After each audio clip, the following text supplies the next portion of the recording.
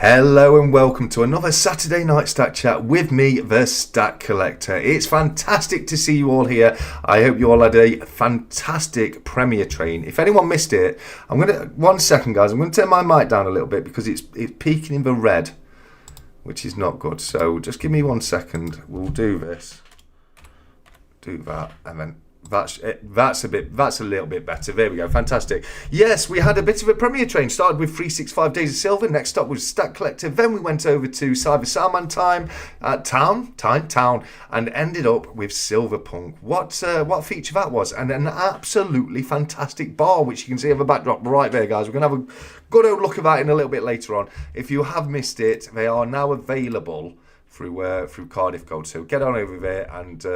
Well, I mean, you can turn your volume down a little bit. It's better to be a little bit on the loud side than too quiet, because then you can turn it down as much as you want, but you can only turn it up so much. Very good evening to everybody. Hello and welcome. Thank you for coming. Ian Ritchie got himself 10 grind coins for being the first in the chat, so well done to you, Ian. But there's going to be loads of opportunities to get more throughout the evening. We're going to be joined by a guest very, very briefly, but before that, we're going to be going through the usual spot price updates and news articles. And I've got a few to go through this week. So we'll start off in the usual fashion with the spot prices. And gold at the moment is sitting at £2,887.65. That is an increase this week of £78.17, or 2.78%. On the dollar, it's currently sitting at $3,892.62, which is an increase of $126.50, or 3.36%. Silver is currently sitting at £35.66, which is an increase from last week of £1.23, or 3.57%. On the dollar, it's sitting at $48.08, which is an increase of $1.92, or 4.16%. And what that shows us, guys, is silver has done it again. It has outperformed gold for, I think, now the ninth week. It's either matched or outperformed it. It's on a storm right now, silver is. Can it be stopped? We will find out in future weeks. But moving on over to platinum, we can see that it's currently sat at £1,201.33, which is an increase of £12.15, or 1.02%. On the dollar, it's currently sitting at $1,619.42, which is an increase of $25.32, or 1.59%. What an increase in all three precious metals. They're all bullish right now, aren't they? An incredible week for each and every single one of them. It really has been. So moving on, because we're going to get through this really, really quickly, guys, because same as I say, we've got my good friend and fellow co-founder waiting to join us in a little while. I just want to say a massive hello to everyone who just came across and joined us. 𝗫𝗺𝗵, I saw you. We've obviously got 𝗕𝗂𝗃 here as well. We've got loads of fantastic people. So thank you to each and every single one of you for coming across and joining. A bit disgruntled, not disgruntled. What's the word I want? Disbodied? I don't know. All over the place tonight because of the Premier train. But we'll get there, my guys. We will get there. Don't you worry about it. Right. So moving on to articles. The first one that I have is just a reminder, guys, that we've got the Halloween Spooktacular Ghost Hunt coming up this Halloween, Friday the 31st of October. Myself, Nemo Numismatics, and Stacking with Craving are all going to be meeting up at the super haunted Cannock Chase Forest, where we're going to get together, collaborate, and film a little bit of a ghost hunt. And every single one of you are welcome to come down and meet up with us. It's going to be a fantastic night with lots of fun. And as I say, get involved, get down there, and come and meet us. Sticking on the Halloween theme, we will, of course, be doing the Halloween Costume Competition 2026. There will be a room opened in the Stack Chat channel on Stackers Social for you to post your spookiest pictures of your Halloween costumes this year. It's going to be a lot of fun. There's going to be prizes to be won. The only rule is, guys, you are not allowed to use a photo that you've used in previous years. So we started it last year. So if you used a photo last year, you cannot use that same one. It doesn't have to be from this year, but it cannot be been used before. And that, guys, that puts us, 1 second, that puts us on to my next announcement, which is Stackers Social. And let me see, what am I doing here? 1 second, I need to, oh, 1 second. 1 second. I did a thing and I forgot I was doing this. Here we go. Right, okay. Oh, no, that's not, no, that's the wrong one. There we go. Right, okay, so the next announcement is, guys, there's still a few, I've got to open the package. There's still a few of these for purchase, guys. And what this is the Liquid Metals 𝗧𝗧𝗧 half-ounce silver pour right there. Look at that. Isn't that fantastic, guys? Now, I mentioned there's going to be some prizes. This is going to be for first prize for the best costume.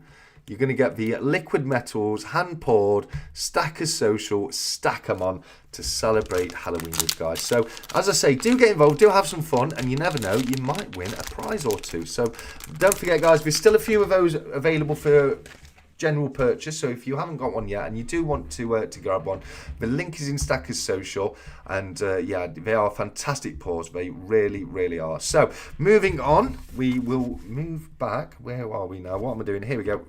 Oh, that's wrong. Oh, come on. Here we go. It's not that button. It's word. Here we go. Right, moving on to Stackers Social. I just want to remind everyone that this is your last chance to enter the first round of Stackers Showdown. We've left this one open a little bit longer because it's the first round to get people into it. And the future rounds are going to be 2 weeks only. We're going to be closing it Thursday. I think we'll be closed for entries, and then we'll start the poll, and the poll will end during next week's Saturday Stack Chat. So we'll find the winner during next week's Stack Chat. There's been some fantastic entries, some absolutely brilliant pieces. This round's for vintage silver, so it's any silver pieces that were minted up to the year 2000, but it can't contain definitive coins, not even silver-proof definitives. It can't be a coin that was put into circulation. It has to be a non-circulating commemorative silver-proof, a silver bar, a poured piece of silver, something like that. We're going to do circulating coins in a later round, so don't worry, guys. You will have a chance to show them all off, but for this round, it's vintage silver up to the year 2000, not including coins that were put into circulation. Next up, we have the brand spanking new Stackers Social bar, which we've just seen 4 fantastic videos about. That is available for purchase over at Cardiff Gold, so do go and grab yourself one if you do want to grab one, and why wouldn't you? They are absolutely fantastic, as 𝗬𝗧𝗧𝗧 pointed out earlier. Perfect if you're in a fix and you need to have a quick shave and you haven't got a mirror. There you go, you're covered, you're sorted. It's absolutely perfect for that, 'cause look, mirrored finish, look at that, fantastic, absolutely fantastic. Finally, with Stackers Social, we are close, guys. We are getting so close to celebrating our 2000th member in Stackers Social, which is an insane achievement. Thank you for dropping the link, Silverpunk. I appreciate that, mate. But yes, very, very close to hitting the 2000 mark over in Stackers Social. I think as of earlier today, we were 17 away. So yeah, absolutely insane growth there. So thank you so much to each and every single one of you. In fact, I'm going to do it. I'm going to smash the button. There we go. Big thank you to every single one. And finally, with announcements, don't forget, guys, the 365 Days of Silver first book, Stacking Silver in the UK, Protecting Wealth in an Age of Inflation, is now available both in digital and paper copies. The links are in Stackers Social. I'm sure somebody will be kind enough to drop them in the chat as well tonight. But do get involved on that one. It's got some fantastic information in there. It really, really has. So I do highly recommend that. And as I say, you know, the links are in Stackers Social, guys. So that is it for the announcement and articles for today. So if I do that, what we'll do is we'll very, very quickly go over to the Royal Mint and have a quick look at what's new this week. So if we start off with commemoratives, that's not a new coin. They're doing the coin cover issue of the locomotion 200 years of the modern railway £2 coin. This, however, is new. We've got the 𝗃𝗂𝗃𝗃 Queen's Lion right here, dated 2026, designed by artist David Lawrence and Martin Jennings, of course, with the obverse of King Charles right there. I'm not sure about this one, guys. Is it me, or does it look a little bit like the lion sticking his tongue out at us? It's, you know, like, looks a little bit like he's blowing a raspberry, doesn't it? So I'm not sure. I think I definitely prefer the Lion of England design than the Queen's Lion on this one. But you know, if you're in the set, you've got to get it, haven't you, guys? You know, you can't be missing on that. So I will be picking it up because I do collect the 𝗂𝗶𝗃 series. But yes, it's now available in both commemorative, so you've got the BUNC, the Brilliant Uncirculated version, and if my PC loads, here we go, and you've also got the silver proof versions as well. Looks like they've got a 2-coin proof set with 2 different backgrounds there. You've got like an antiqued background there, and then the mirrored background there. That's quite interesting. I like that they've done that. That is quite interesting. But as I say, you've got that available in both silver proof and in Brilliant Uncirculated. If we flip over to Bullion, we've got the next issue in the Bond series. This is Bonds of the 2000. It is on his little hovercraft right there. This one has been designed by artist, where are we? Matt Dent and Christian Davies, and of course Martin Jennings on the obverse there. I do like this series. I've enjoyed this series. I think there've been some fantastic designs on it, so I'm definitely going to be picking that up for my series. And if you're in there too, then do go ahead and grab that. And then also likewise, we've got the Queen's Lion in Bullion. I like that we've released the Bullion and the commemorative at the same time. They don't often do that for some reason. Sometimes you're left waiting for a long time, like the Bond coin that came out in Brilliant Uncirculated ages ago, but it's just come out in Bullion now. So yeah, it's good that we brought them out together. That is quite fantastic. So if we do that, we'll go back over to the studio. Here we go, guys, and I have speed ran through that. We've done it in less than 15 minutes, guys. So without any further ado, if you're there, mate, if you're ready, are you ready to come on? I'll just check very quickly. They can't hear you yet. I can hear you. Are you ready? Let's do it. All right. He's saying he wants to get in here, guys. It's chomping at a bit. So without any further delay, please say a very, very warm welcome to my fellow co-founder of Stackers Social, 𝗖cie the Sound Man. 𝗖, how you doing, mate? You're well? How are you, mate? It's good to see you. Look at you, you handsome devil. Oh, you must be looking at your own feed there, 𝗖. I was actually, surely, but I am looking at you now. There you go. Pointing sticks back, guys. Is that your naughty stick? Fighting. It's my pointing stick when you get pointed at. That's great. I've got to get me one of those. Yeah. That's right, I remember. He got a few. Yeah, he got a few, so he sent me one across. Right, before we get moving on, what do you reckon? Should we start off with a round of groin coin questions? Yes. Go for it. Let's do it. Well, I have asked 𝗖 to put a few questions together, which you very kindly did, didn't you, mate? Yeah, 3 questions. One is about me, one's about something else, and I can't remember what the third one is now. It was ages ago when you asked me. At least 2 hours. Yeah, something like that. If you want to go ahead and ask your first question, or do you want me to do it? No, you go for it. I haven't got them here, so you go for it. Okay, no worries. I'll just have to grab them up very quickly, guys. So this is the first question from 𝗖cie the Sound Man. The questions he gave me earlier. He was kind enough to give me the answers, which is fantastic. So the first one, where are we? Where is it?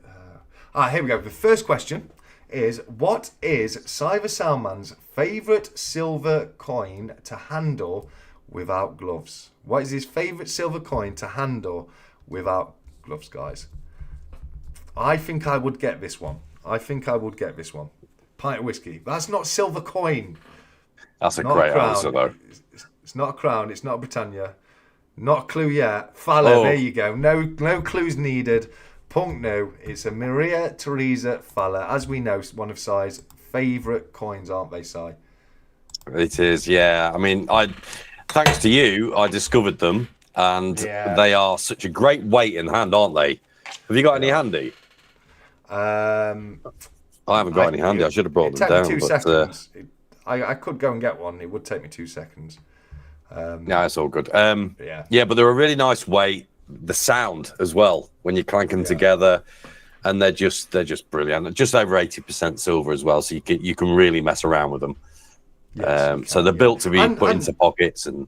they're really easy to get hold of, aren't they? You know what I mean? Because they were restruck for hundreds of years. They were first dated in. See, I don't know any of this. Thanks to you, I do. But yeah. This is what I love about you, because I bought them because I like the look of them. I like the edges as well. The edges are incredible. Yeah. Really nice embossed edge, hasn't it? Yeah. So that reminded me a lot of the crowns you used to show off, because you've got some crowns with like some inscriptions around the edges. Are they LIXs or something you called them? I can't remember what you called them. Here we go. But well, that would be the LIX is it's an error on the years, isn't it? There's an LIX. I don't know. LIX would be 15. It's LIX 59, yeah, if I'm not mistaken. That rings a bell.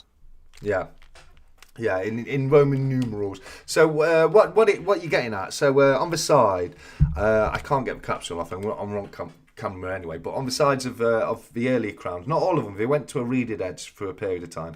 But on the sides of a lot of them, it says 𝗕𝗂𝘀𝗃𝗀𝗃 anno I regni, and then it'll give you some Roman numerals, and that translates to a safeguard and an ornament for 𝗵𝗶𝗃𝗀𝗃 year of reign. So it'll tell you how many years, and on one of them, or on some of the crowns, we forgot to change the date, so it's got the incorrect Roman numeral date on it. So that's that one, buddy. But yeah, Punk, you've just got 10 groin coin courtesy of Mr. 𝗖𝗺𝗁 right there. So well done to Mr. Well Punk done, there. Punk. My first question. Now, they're mainly going to be my question, guys, but Si's giving us a few at least.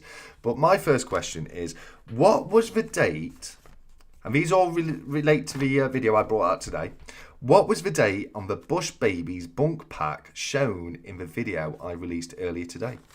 What was the date on it, guys, for 10 groin coins? Well done, Baron. Baron was watching, so was Ian, but Baron got in just before Ian, taking Baron up to 50. He's halfway there already. We've literally only just started this round, mate, and he's smashing away, Baron is, on this one. Quite a few correct answers coming in. Well done, Brits and Sovs. Well done, Ian. Well done, Smithy. Unfortunately, just a little bit too late on that one. Your guys type so quick, either that or my internet is slow. Could be both, mate. Could be both. But well done there, Baron. Well done, Punk. And with that being the case, let's move on. And grill my good friend Si. I'm sure needs no introduction. We all know and love Mr. The Sound Man. He's a fantastic guy. You really, really are. But for anybody who maybe has just stumbled across my channel for the first ever time today, give yourself just a brief introduction as to who you are, my friend. So I am Si the Sound Man. I am a bullion weight stacker by sort of association with the community, really. Thanks to my good friend TSC, our gracious host, I am now a collector, which is costing an absolute fortune. And I suppose most of you know me as being a co-founder of Stacker Social, which is one of the greatest honours I've had since being a part of this community. It's such a joy, as you know. And yeah, so that's it, really. I would give you more information, but I don't want to bore anybody. Yeah, I mean, I think when we first spoke on here, I think you introduced me as 𝗪𝗪𝗪 Leather Goods. So I was going to bring that up. Yeah, I was going to bring that up because we haven't seen a lot from 𝗪𝗪𝗪. And is that something you're still doing, or have you just not got time for it these days? It's Stacker Social now. That's my focus. As you know, I'm always messing around doing something. But that, and obviously work, finding a balance is key, isn't it? There's just no time. And the only thing I do miss about the 𝗪𝗪𝗪 stuff, I mean, this isn't, I will never do it again because I have plans in the future to do something. Yeah. The only thing I really do miss is that particular company I had making the leather products was to fund my precious metals investments. Yeah. So I got my wages from my job was tied up in S&P 500, FTSE index funds, pensions, everything. That was great. The extra income, which was provided by the leathercraft company, that was all to do with bullion. That was my, I've got this extra money. What shall I do with it? But now, it's, as you know, Stacker Social can be quite a busy old place, can't it? Yes. So, yeah, it can, yeah. Yeah. Yeah, but I'm really glad to be here tonight because you know, I just recently I've really lost my mojo. I lost my way a bit because of the weight stacking. You get really sucked into just the Britannias, the maples, which is my main source of weight. And you just like, oh God. And then nothing inspired me for a few weeks. About 3 or 4 weeks this went on for. And nothing inspired me. And I was like, I've got to do something. I've got to do something. So I made a video about, you know, what to do if, you know, you lose your mojo. And that is to buy some really nice stuff. Yeah. Yeah. So I went and bought the Yeah, I'm listening. Sorry. the 𝗪𝗂𝗀𝗀 social poker chip. Oh, yeah. Got one here. When you guys can see that from 𝗂𝗶𝗰. Yeah. So I bought that, and that just reignited the mojo again, which is quite incredible. So I think the moral of the story is to just buy stuff that you really, just buy one piece that you think that's just gorgeous, even if it's a really expensive proof coin or something. Just do it because it really reignites everything and just brings things back into perspective. So I gave up on buying, and I was just threw myself into Stacker Social and just did the co-founding thing, and that was that. But you know, I'm so pleased that the mojo's come back. If you ever lose your mojo again, can I show you something that I think would definitely bring it back for you? Yeah. 1 second, let me see if it... Yeah. Here we go. It's not hard when you show me something. Oh, you bugger. I can't believe you got that. Yeah. Look at that. Yeah. I was so close, you know. Yeah. I'm so jealous. Now I've got FOMO. Here we go. Look at that. The box is lovely as well. It really is. It's a gorgeous box. Yeah, the capsule's really great, isn't it? Yeah. So I'm looking at you. I've got the YouTube feed on my left, and I've got you on my right on our thing here. But yeah, the quality of that is better to see. So yeah, it's gorgeous. It's a gorgeous piece. Wow. So go on then. Give us a review then. Come on then. I want to hear your review on that. Review. Right, yeah, come on. A live review because I think it's just stunning. All right. Even though it will be my upcoming video about all my new pickups, which will eventually happen, guys. I've got a massive pile over there. Spoiler alert. Very, very soon. Yeah. Well, I've been spoilers. I've been saying it for 3 months, mate. Just a huge pile of stuff I ain't shown on my channel yet. So, right here, guys, we have the... Here we go. We have the Royal Flush playing cards, King of Space by Pamp. 1 ounce, 999.9 fine silver legal tender coin. And if we open the box, it's got a fantastic magnetic seal right there. We can see the COA is actually printed to the lid of the box. It says the country of issue is the Solomon Islands. The year of issue is 2025. Its denomination is $2. It's made from 999.9 Ag, which of course is the chemical symbol of silver. The weight is 1 troy ounce. It has a proof-like finish, and it's limited to only 2,000 pieces worldwide. But if we have a look at the actual piece itself, guys, here we go. We can see we've got look at that absolutely stunning King of Spades right there, and I just love the way they've put the mirrored finish on the black of the card right there. It's absolutely fantastic.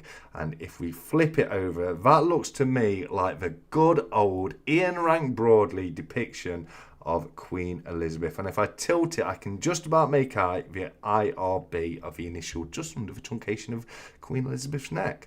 At the top, we have the date of 2025, and around here, we have a legend that reads, Solomon Islands, Elizabeth II, $2, 1 ounce, 999.9 fine silver, and we've got the number of issue 804 at the bottom.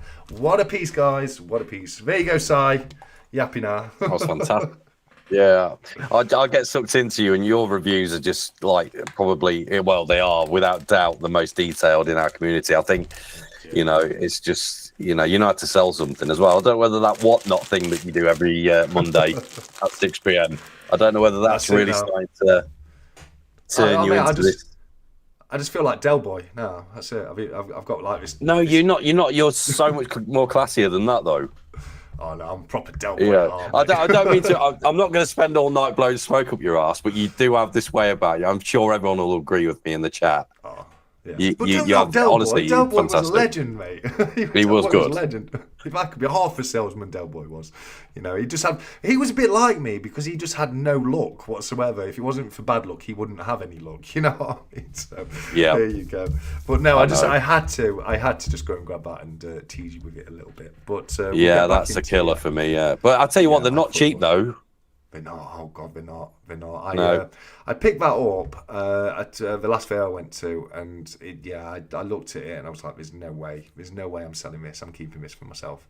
But it was not cheap. I think it was because they've skyrocketed the prices it has on them. They've just soared now, and I think that one was about 150, something like that, and it's for 1 troy ounce. So fair old premium on it. I mean, for the way it looks and the artwork on it, I think, you know, and like you said, I was hoping you was going to pick up on it, and you did. Don't know why I doubted you about the, the mirrored finish on the pips. That we call them the pips, don't you? The spades, and in the 2 corners. Yeah, beautiful. What a piece. Yeah. Yeah. So is that like is that a highlight for you then? Is that like one of your pickups that you think just recently that, you know? Has it reignited your passion a bit more, or mate, this part in the corner would tell you I never lost that passion. I've been buying stuff the whole time. I have, and I've gone more into collectibles. What I have done recently is I've reignited my passion with pre-decimal and more collectible silver. I've got really back into my pre-decimal recently. When I started my channel, because I was all pre-decimal up until I started my channel. If you remember back then, I started my channel. I think I had 2 ounces of bullion. I think I had it was Little John and Robin Hood from the Robin Hood series. Yeah, because of the Nottingham thing, and absolutely. So I had various pieces of silver, but that was my only 2 bullion, and you know, for the first couple of years, I just went really hard bullion, didn't really buy any pre-decimal whatsoever. So this year, it's been kind of gone back the other way, and I've been buying more pre-decimal and picking up nice pieces. But there's some. Go on, mate. So those 2 bullion coins, the Little John and the other one, when you bought them, did you buy them as a collection piece, or was it a start to get on your bullion sort of investment side of collecting? I've always come into it with the collector's mindset. You know what I mean? So even when I've started buying bullion, I've always been drawn to more collectible bullion, like your series pieces, like the Myths and Legends, like 𝗬𝗂𝗫𝗂𝗫, you know, that kind of thing. I'll buy 1 of each and then move on, instead of buying like a tube of maples, etc. I think with the foreign stuff, the sovereign bullion, I normally try and go for 1 of each type. So I'll aim to get a Type 1 Libertad, a Type 2 Libertad, and that's enough. Britannias and American Silver Eagles, I do have a date run going of those. And I'm trying to pick up one of each year. But no, I've always been more slight, you know, on the Venn diagram, I've been a little bit more collector than stacker. But yeah, it's always been the case since moving in. But hey, buddy, I'll ask the questions around here. Thank you very much. Jesus. Because I've got one loaded. Ready and ready to go. And I have to ask you this, Si. And when I ask you, you'll appreciate why I've had to ask you this. But if you could do a supermarket sweep in any mint of your choice, what mint would it be and why? Easy. It would 100% be the Royal Mint. Yeah, 100%. That fares. Yeah, no. And I would have said probably something different a while ago, but, you know, just obviously getting more experience, because you never stop learning in this community. That's one thing for certain. You know, everyone usually says Perth Mint or Scottsdale, don't they? So, and Scottsdale would have been, you know, up there. But the Royal Mint, I think it's just because they'll have shelves stacked full of sovereigns as well. And the way things are going now with bullion prices, I think, you know, everyone wants a Britannia, everyone wants a sovereign or a 1/4 ounce Brit, or, you know, it's such an interesting phase. I mean, if you look at when I was buying my sovereigns, when I first started buying sovereigns, it was about 330 quid a sovereign. No, same, yeah. Yeah. And that wasn't long ago. That wasn't long ago. I only picked up my first sovereign probably around the same time as I started the channel.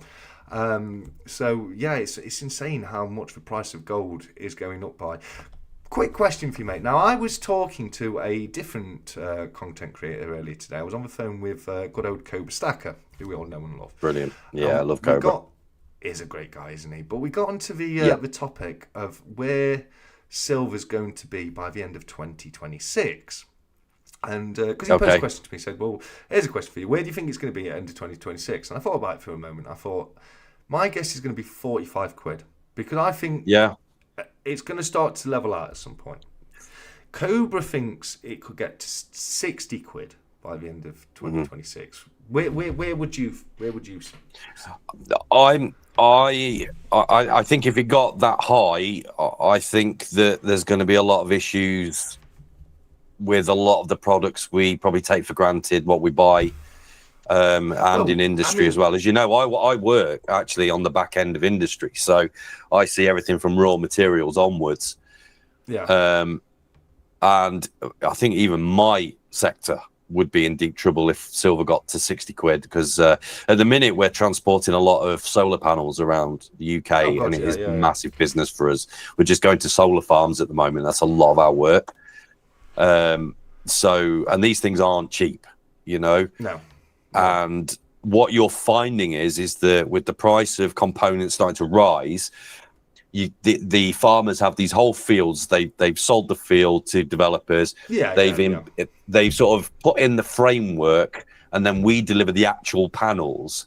So the steel framework's already in the ground. All they're going to do is slot these solar panels in, and that's that.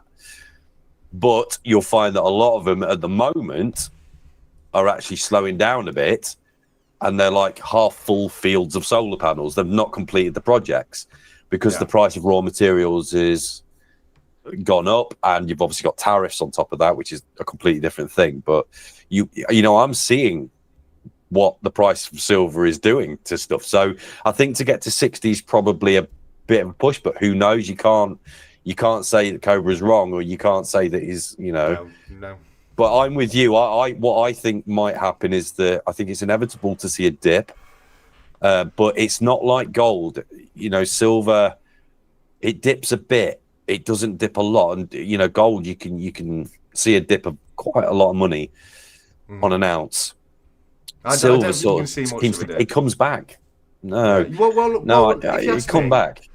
Yeah, if you ask me, my prediction is it's going to keep going. It's going to keep going, and then because it'll build up momentum, it'll overprice itself a little bit because it's got that momentum, and then that'll trigger people to start selling. People will start selling, and it'll correct itself, not massively, but it'll correct itself down a little bit, and then you'll start to see a more gradual increase going forward as well.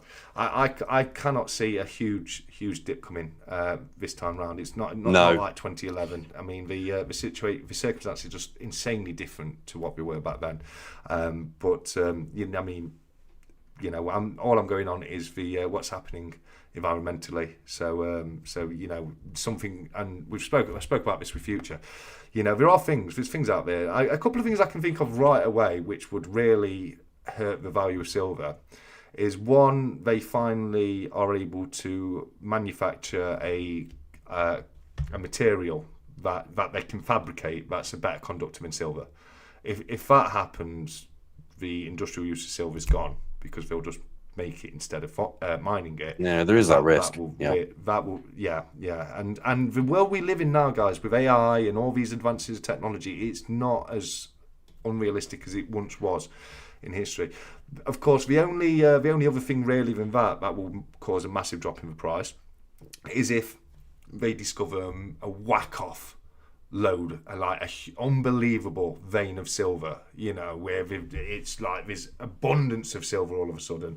That will, of course, drive the price down. But if those two things happen, if those two things don't happen, I really can't see I can't see too much for a slowdown. I think what we've seen, and I've spoke about this before on the channel, industry has held back the price of silver, And I think that's why we've seen for a long period of time, silver kind of stagnated in price. It wasn't going up, it wasn't really going down. It was kind of staying where it was. And what I believe was happening at that point is silver was wanting to go up in price, but industry was keeping it down.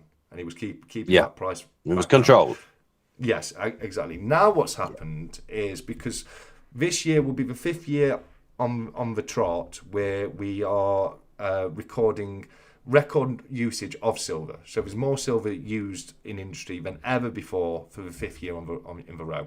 And what correlates with that is we also now see the 5th year in a row of record deficits for silver in industry. In 2024, the deficit for silver in industry was 149 million ounces, which is a huge number. In 2025, we don't have any numbers confirmed as of yet, but it's predicted to be somewhere between 167 and 209 million ounces of silver. And why you've got deficits, I think that deficit is what has enabled it to now break that resistance. The analogy I've used before in the channel is dairy farmers and eggs. And the supermarkets come in and they dictate how much they pay on silver, and this happens in industry all the time because they've got so much buying power. Because if a farmer turned around and said, no, I want 17 pence per egg, not 12 pence per egg, Tesco just said, all right, well, there's another farm 2 miles down the road, we'll go there. Good luck selling all your millions of pounds contract worth in eggs that you would have sold to us. So you hear about it in the news all the time. Same with milk, same with eggs. I think that's happened with silver, but now the deficit has meant that the demand is outweighing the supply to the point where it's broken that resistance, and that's why you're seeing such a high increase in silver in such a short period of time. It's not only that, there's other factors. We've had a federal rates cut in late September from the US Fed. That weakens the dollar. It also lowers interest rates. It incentivizes investors to take money out of other things like bonds, etc., and put that money into safe haven assets like silver and gold, etc. And also, as well as that, there's couple of major central banks are now buying up silver. The Saudi central bank are buying up silver ETFs. Now that doesn't affect physical silver, but it does show that they are seeing the value in silver as an asset and investment going forwards. Secondly to that, you've got Russia, and Russia are buying up physical silver.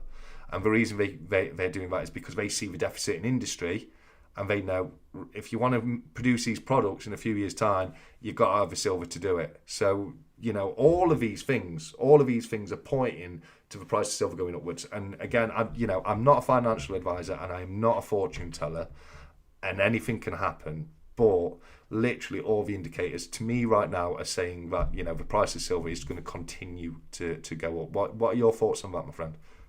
Yeah, it's amazing listening to that, because you've covered a lot of things there, and I think that the fundamental thing is that it's something that we all take for granted is the risk that we have as bullion investors or stackers. Yeah. All those things that you said, is it's a cause for concern, but it's also there's a lot of positives that can be taken out of it. I mean, as you know, I follow NVIDIA very closely, and yeah, they've just struck £100 billion deal with OpenAI. So whether that would have any impact on what we're doing, I don't really know. I don't know what their plans are for products. I don't know if it's just software. I don't know.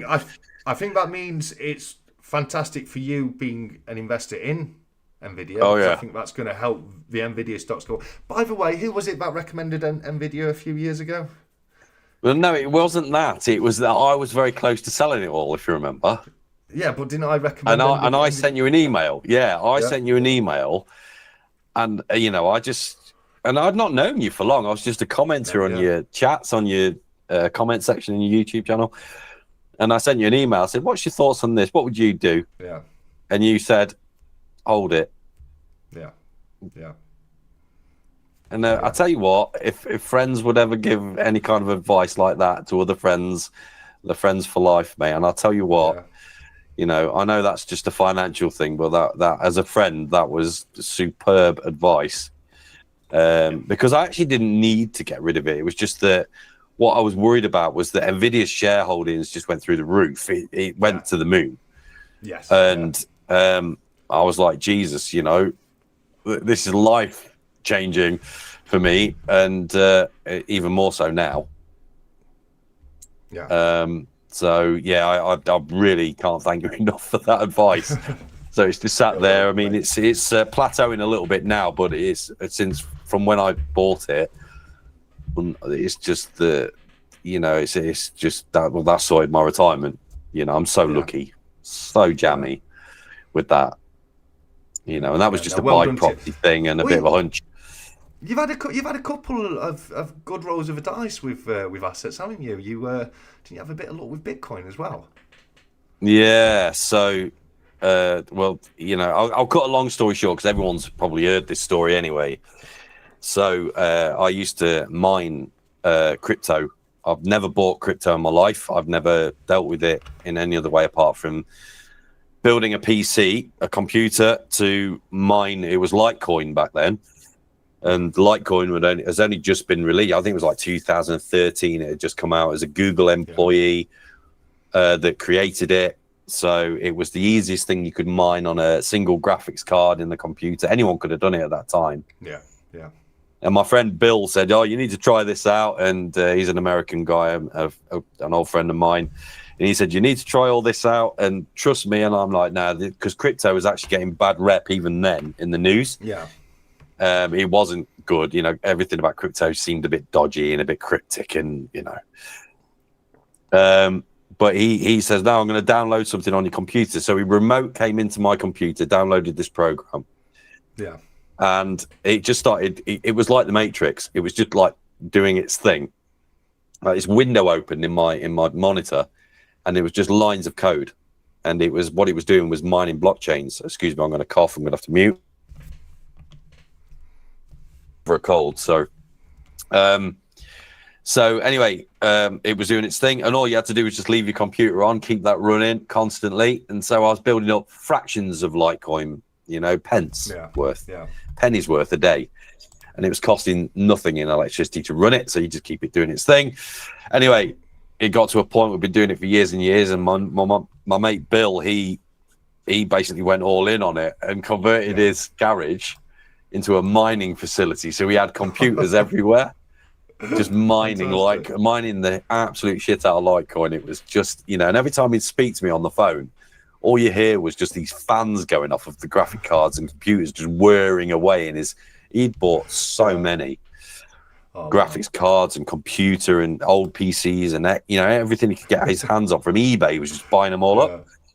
So anyway, long story short, sorry about this, it's a bit of a ramble, but long story short was we got to a point where we need to cash in now. So we had Coinbase as our main sort of account set up, and he says, "Yeah, I'm going to transfer to Ethereum," and he did. Ethereum started to rise beautifully. Yeah, and what he didn't want to do was go to Bitcoin, because Bitcoin back then, if you exchanged it for Bitcoin, there was so much risk. It was doing highs, it was doing lows. Like, it was literally like this. It was so risky. You could lose everything that we'd worked for years. In a day, where you could lose that. It was so bad. And he basically converted to Ethereum. And I told him that I converted to Ethereum, but I didn't. I actually converted it all to Bitcoin. I took a huge risk. Huge risk. And anyway, he cashed out, made a load of money on Ethereum in the end, did really, really well for himself. And I think it was 2017, it was at Christmas, and Bitcoin just went to an all-time high of about £11,000 per Bitcoin. And bearing in mind, when I started, it was about 50 quid a coin or something like that. So there's a lot of hindsight, like regret. And, you know, if I knew what was going to happen with Bitcoin, I would have bought, I'd have gone all in back then. But yeah, I basically, I had 3 full Bitcoins worth and sold it all. Yeah. And then converted, paid off a few debts. And then, obviously I then converted it, what I had left, into NVIDIA stocks. Yeah. So every penny I had went into NVIDIA. Mate, that train has just gone. You know what I mean? Well done. I know. But that was all on a hunch, because everyone wanted to mine Litecoin or whatever was closest to it, because it was so easy. So the price of graphics cards from NVIDIA, because most computers have NVIDIA or AMD graphics cards, AMD was the same. They just went through the roof. Yeah. You know, the price of graphics cards trebled. You couldn't buy them. The stock shortages, there still are. People are still mining to this day. Yeah. You know, price of graphics cards now are horrendous. Yeah. As you know, I've just built a new PC, and this graphics card's 700 quid. Yeah, well, mate, I was so lucky. I was so lucky that I was able to actually repair the component in mine. Also, I would have been looking at a brand new graphic card. In fact, it turned out it would have been a brand new graphic card. And I was disappointed though, because that could have helped me towards my NVIDIA stocks. You buying another graphics card? well, the one I've got's NVIDIA, so you know you got a bit out of me. Yeah, no, they're good graphic card NVIDIAs are. You know, I've always been a big fan, they are good. But, yeah, it was the connector where the GPU actually connects to the motherboard. So if they weren't actually able to repair it, it would have been both the motherboard and GPU at that point. It's a new PC, isn't it? Yeah, yeah, of course it is. Yeah. Yeah. So learn your lesson, guys. Well, I mean, learn the lesson. Clean your PCs on a regular. don't let them keep up with dust. Yeah, it was my fault completely. But guys, I think it's been too long since we've got away any groin coin. What do you think, Si?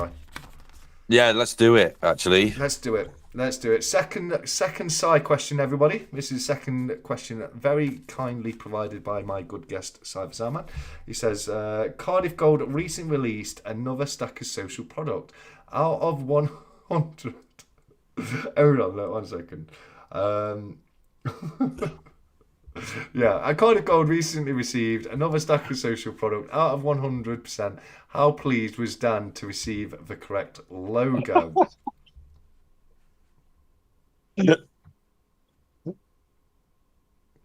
Well done, Silverpool. Well done. Thanks, Si. Thanks, Si. Really enjoyed that question. That wasn't a dig. That was just a bit of fun. It was a dig. Bless you. I've got to tell everyone, because obviously people, you know, a little bit of what goes on behind the scenes, because obviously people it's social don't see what stackers, we and it talk was established in 2024. Yeah.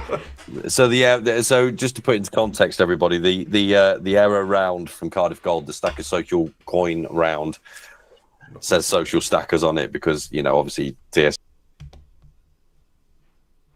Why did that even exist? That logo was crazy.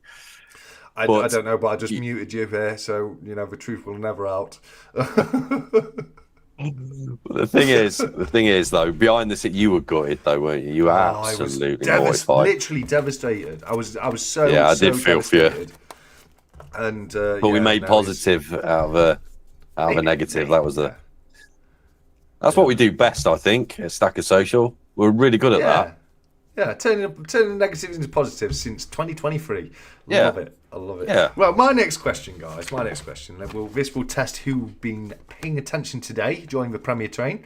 But what animal was on the copper bar shown in the video I released earlier today? Which animal, guys? We have balls up loads. We have loads of practice. We certainly do. Which animal was on the copper bar that I showed in my video? It was Luke. It was a dragon. Well done, mate. Well done, Luke. Luke, what's that put you on? Are you on the board yet? No, it doesn't. I can't see you, Luke, so I'm going to whack you on with 10 points, mate. Well done, buddy. It was a copper bar. I won't tell you who it's issued because that might be a question coming up later, guys. Okay, right. So getting back to you, Si. Now you touched on earlier that you and this is very true. I can testify to this. You started off as being a true blue weight stacker, and you were very good at it, picking up the cheap bits here and there. But some awful, you know, shall not be named influence in the community. Terrible person has influenced you to come more into the collecting side of things. And how's that transition been for you? How's your mindset changed towards collectibles since when you first started?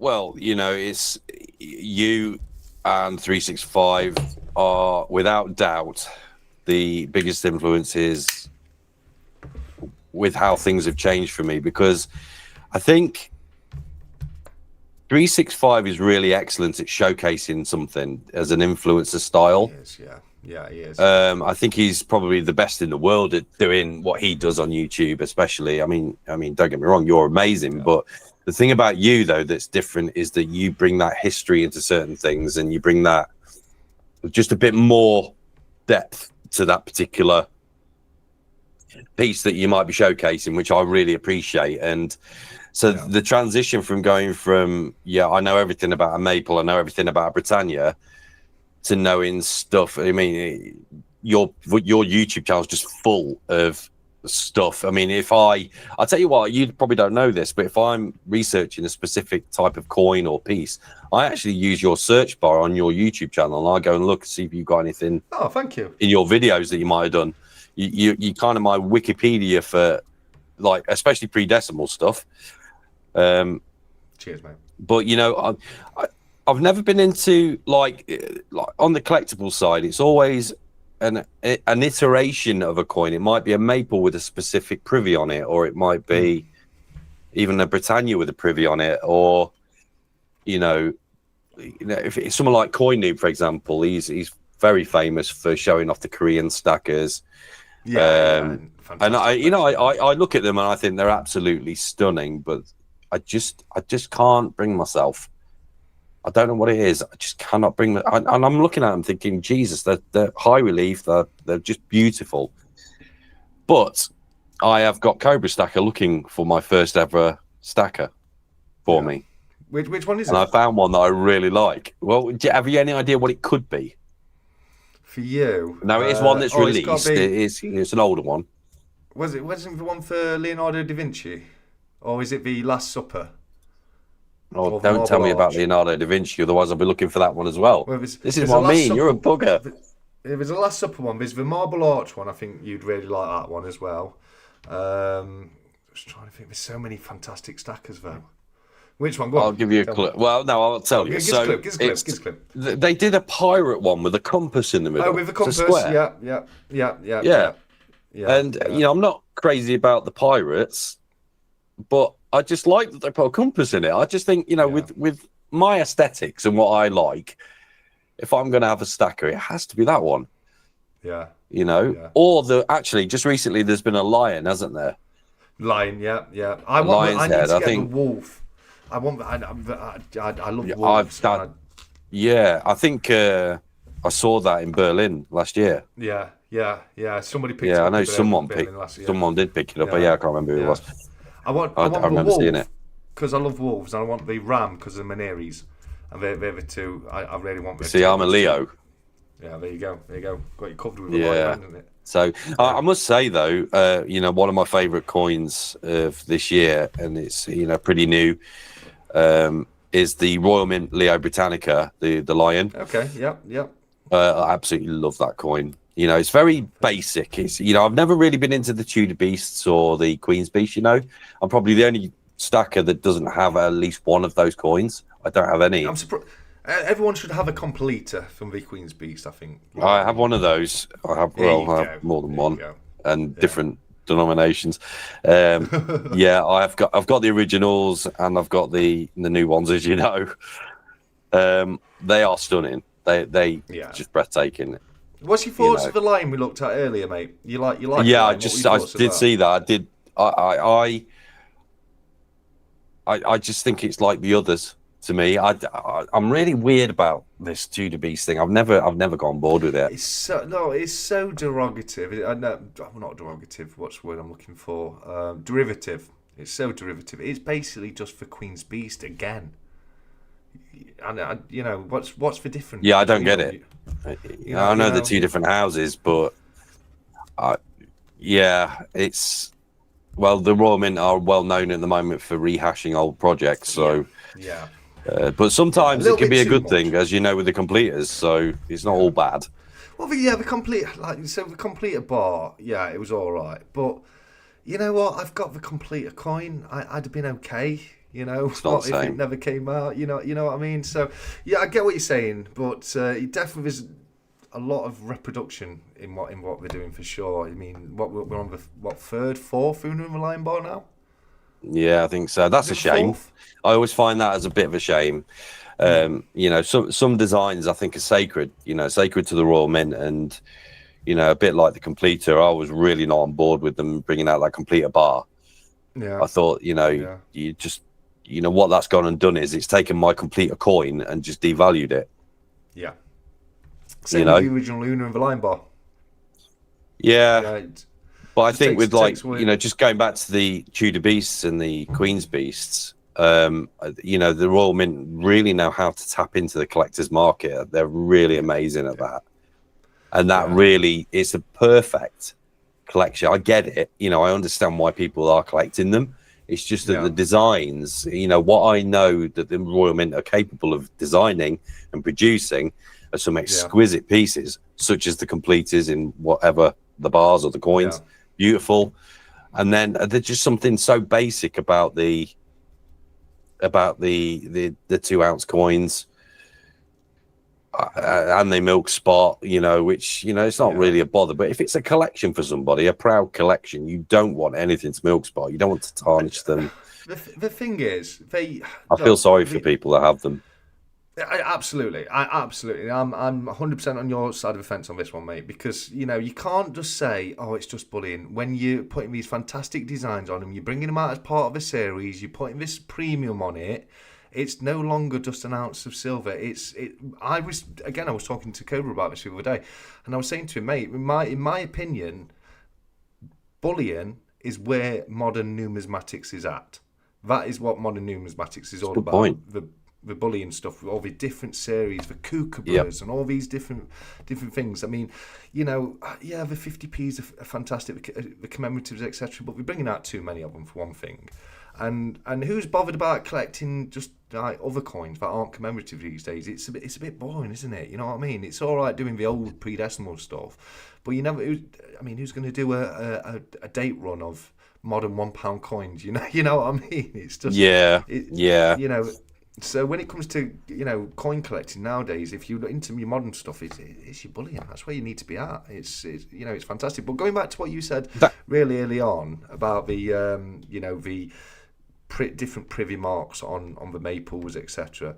I've always said I think that kind of collectible is where beginners should start. You know, if you're new to silver, don't necessarily be looking to pieces from the Mint of MK or from Spectres or from all these, you know, really high premium stuff. You know, look to get things like 𝗂𝗶𝗃s or, you know, your different series bullion, because look at the 𝗂𝗶𝗃s, you know, some of them are worth hundreds of pounds when you look to backstack it. And some of the ones coming forward in 10, 20 years' time, they're going to be worth hundreds of pounds as well. And if you're getting it as in when it comes out, there's a bit of a premium on it, but not a lot compared to your standard bullion, like your Britannias and your American Silver Eagles. So I've always said, you know, if people want to get a bit more into collecting, you know, look for your bullion stuff, your small premium bullion stuff. And I don't, most of the time, I don't think you can go too wrong with it, mate, can you? You know what I mean? If you look after it, no. You know, if there's always going to be somebody trying to finish that series, and you know, you can a lot of time pass that premium on when you come to sell it, especially if it's something that gets really popular and sought after. So, you know, I think you're onto something there for sure, mate. But I'm looking forward to seeing more collectibles in the future and see what path you do decide to go down, because it's a lot of fun, isn't it? If nothing else, it's so much. It's a rabbit hole, though, isn't it? Jesus Christ. Yeah. So I think the proudest moment for me, I mean, it was just because it's just something that, you know, because I buy things that I like the look of, or I like the sound of, or I have got no real knowledge on the collectability side of things or how much things are really worth, because I think it's really selective. It's a bit like art, isn't it? With all these different collectibles, I think, you know, it's worth as much as what it is to you, whatever you're prepared to pay for it. Yeah. But I did an unboxing of a Canadian. It's a reverse proof Canadian maple with the Titanic privy on it. Yeah. What a coin that is! It looks amazing. It looks like an old one of the modern 𝗂𝗶𝗃s with the frosted finish. Yeah. And then just the maple leaf sticks out. It's a beautiful coin. And then obviously being 100 years after the sinking of the Titanic, it was 2012, I think it was, something like that. Yeah. what I find that was, it was on eBay. It was listed for about £100. Yeah. And I put in a cheeky offer of 70. And I got it for 70. Yeah, just unbelievable. You've always got to try. You've always got to try. Unbelievable. You know what I mean?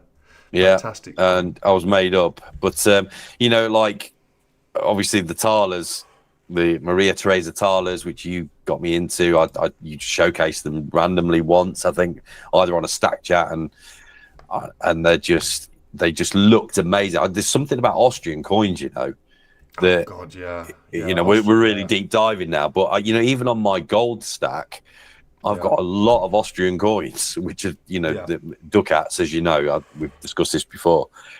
I love ducats. They are probably the most beautiful coin to look at. Just the one ducats, the small ones.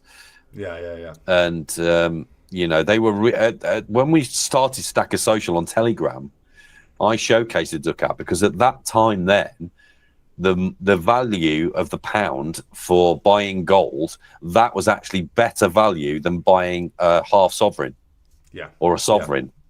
You know, it was crazy. It just seemed to be the most perfect thing to buy if you weren't too fussed about capital gains tax and what have you. Yeah. But I just went all in on them. I just bought a load of them. You know, the only problem is with those, they don't sell though. TSE, they're really hard to liquidate. So they are a bullion. Go back to a bullion dealer and sell them that way, kind of a coin. They're not. You're hoping for spot to go up for your project. Was that, exactly. Because I know McDonald Bullion did a great video a good while ago about the ducats. Was that where you got into it? I saw them. No, I was on the Silver Forum back in the day, and I saw a picture, and this guy posted the most awesome pictures of them because they're quite a shiny coin. Yeah, quite a dark, rich coloured gold. They're very different to a sovereign, but they just, there's just something about the double eagle that you get on Austrian coins, the detail of it, and it just how it reflected. He just took the most perfect photograph of that coin. Yeah, and if you were going to showcase it in a photograph, that's how you'd do it. And I saw it. I thought that is just gorgeous. How much are they? And then did a bit of research comparing them to sovereign prices, and you're thinking, hang on a minute, that's a bloody good coin to buy. And this was around the time when I was buying those what are they, the roosters, the French roosters, Mariannes. Are they Mariannes? What are they called? I can't remember what they're called now. I want to say Marianne coins. Someone in the chat might be able to correct me. Yeah, the French, like 20 franc roosters or whatever they are. They're a really great price for gold then. Yeah. And that was only a couple of years ago, you know. But, yeah, the Austrian coins, Ṭhāļas, ducats, just love them. I mean, even that coin that you sent me as a gift just recently, you know, it's just, what is it about the Austrians? They just know, or that empire, the whole empire back then, they knew how to make coins that were just like, you look at them and go, Jesus, that's gorgeous. I wonder, I always think this, you know, I think it's about like the Gothic florins as well. Do you think they ever, back then when they were freshly minted, look at them and go, like we do, and gollum over them and go, do you know what? That is a coin. Yeah. You know? I think they did. I think they did. Back then, I hope they did, because they're amazing. Yeah. Well, coin collecting was a huge thing back then. Up until about the 60s, 70s, it was a big hobby, coin collecting and stamp collecting. They were the two biggest hobbies pretty much in the UK. And so back then, I think absolutely people would have looked at them and thought, and just remember, they'd have been coming out, you know, sparkling, proper shiny as well, you know what I mean? Looking at it, all brand spanking new and shiny and nice. So, yeah, no, but that 𝗕𝗂𝘺𝗺𝗵𝗿 𝗕𝗂𝘺 that I sent across to you. Yeah, what a coin that is. That's on my permanent backdrop now in my videos. Is there. You can't see. I need to get a coin stamp for it, but it is, honestly, mate, I can't thank you enough for that coin. It's just something I've never seen before. And, you know, the thing is, you do have this impact on the community where you'll showcase just something or send someone something, and it just sends you down this, like, research rabbit hole. Yeah, yeah. And, like, you did this to me with Gothic florins. I'd never even seen one before in my life until you showcased one a year or two ago. You know, and I was like, that is just the most stunning coin I think we've ever produced. You know, if you're going back to pre-decimal stuff. Well, the crown and version, I'm so glad you showcased that. Yeah, the Crown version, which is literally just a upscaled version of the florin, is widely considered to be the most beautiful coin ever produced. So yeah, you're not wrong there. The Talon restrike, which it's a restrike, but it dates back to the 70s. So it's got some really, some 1780 vintage to it. Yeah. No, the 1970s. That restrike. Yes, sorry, So, yeah. yeah, And it's still used now. produced. It is still a coin to use. Yeah, it's still in circulation. Yeah, absolutely. The Talon one, yeah, for sure. The restrike, I bought that to sell it in whatnot, and I got it home and I looked at it and was like, I thought to myself, there's no way I'm selling that, I'm keeping it. And then I thought to myself, you know what? No, I know who would absolutely love this. And I thought of you, and I thought, you know what, I'm going to get it across to Si because he does a lot for this community. You give so much away. Speaking of which, shall we do the duck race? Yeah? Yeah, go on. Let's do it. Go on, I love World Beard this. Champion 2025, so stacking with Caravan. Right, and guys. I love that. I love stacking with Craven. Is he in, is he? Oh, Caravan, he is in. It's not Craven, Is he? I haven't been watching the chat. I'm so sorry, everyone. Can I just say hello to everybody and thanks for joining TSC and myself. But can you give him some likes? I've not refreshed this. Well, I was going to say that can't be right. No. We're not at 9. We're like at 30, around 36. We're at 36. So we're 14 likes. It's not. We're a whole 14 away from me telling everyone how good they are. Come on. We need me to tell you how good you are, guys. You know what I'm getting at. Hold on. Where am I? Hold on. Let me just. Lick the like button, guys. Lick the like. We will come back to the chat in a little while, guys. If anyone's got any questions, after the duck race, we'll focus just on you guys. If you are desperate and you want to get your question in straight away, pop it on a super chat, and I will read all super chats as they come through. But that being said, let's say goodbye to Si for now, and we will have a look at this week's duck race, and it's a good one, guys. It is a good one. You've of course got the obligatory Cardiff Gold pen and pencil case. You've got a Nerd X Tech coin pinger right there. You've also got the obligatory little rubber ducky with his shades on. For stickers, we've got, for business cards, you've got Coin Noob 71, and you've also got Stackers at Social. For stickers, you've got both Ian Atterbury's right there. You've got Israel Coin right there. You've got Saturday Stack Chat right there. You've got the Stack Collector right there. You've got Stackers Social right there. You've got the Queen Elizabeth stamp sticker right there. You've got the CY Sterling sticker right there. And you've got the Diaxis sticker right there as well. For poker chips, we've got the Saturday Stack Chat Stack Collector. We've got the Stackers Social 1K Duck Race Privy. We've got the Diaxis. We've got Silver Spectre. We've got Ian Atterbury. We've got the Groin Coin Poker Chip as produced by Nemo Numismatics. We've got 365 Days of Silver. We've got Israel Coins. And we've also got, speak of the devil, Nemo's Numismatics. For 3D printed items, as well as the Nerd X Tech Pinger, guys, you're going to like this one. You've also got, we were talking about the Queen's Beast, we were talking about the Tudor Beast. None of them matter. They all pale in significance to the brand new series that is Nerds Beasts, Issue 1, the Bulldog of England, with a face only a stacker could love and a growl that scares away any fiat currency. This squat legend guards your stack like it's the last tin of corned beef, Prost Brexit. Draped in a Union Jack swagger and powered by pure stubbornness and a little bit of mango monster, he's not just a symbol of Britain, he is Britain. If Britain had 4 legs and snored like a freight train. Fantastic work there, Nerd. I absolutely love that. We'll move on to monetary items, and the first one is, of course, you've got the 1,000 G's, the 1,000 guineas, as issued by the gaffer himself, Mr. Ian Atterbury. Speaking of Ian Atterbury, you've also got a beautiful Year of the Goat 999 copper round right there. Absolutely stunning.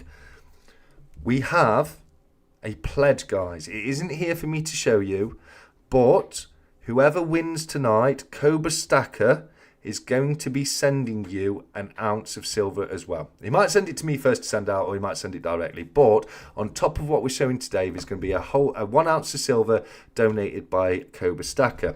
Now, last weekend, I did 2 members-only races. I did the normal members race, and I did the gold exclusive members race as well. My prizes were not good enough for them, guys. They did not want them. So, both Silver Stag Stacker and 𝗬 Soundman have donated their prizes back into this giveaway, guys. So you've got the 1 ounce as pledged from Cobra. You've got the 1 ounce 2025 Dragon Coin bar issued by the Perth Mint, donated by Silver Stag Stacker. You've got the 20 gram Geiger Square as donated by 𝗬 Soundman. And I thought, you know what, guys, if they're doing this, I'm gonna have to put something a little bit better in, aren't I? You know, I can't let all these guys put all the generosity in. So what I've gone and dug out for you all, you say put a sovereign in. I ain't got a sovereign. I ain't got a sovereign, but I am putting a silver crown in. All right, I've got the silver crown, the 1889 sterling silver crown right there. You've got the Jubilee bust of Queen Victoria. Let me get it out of this flip so you can have a better look at it. And that's what I'm going to be putting into this one, guys.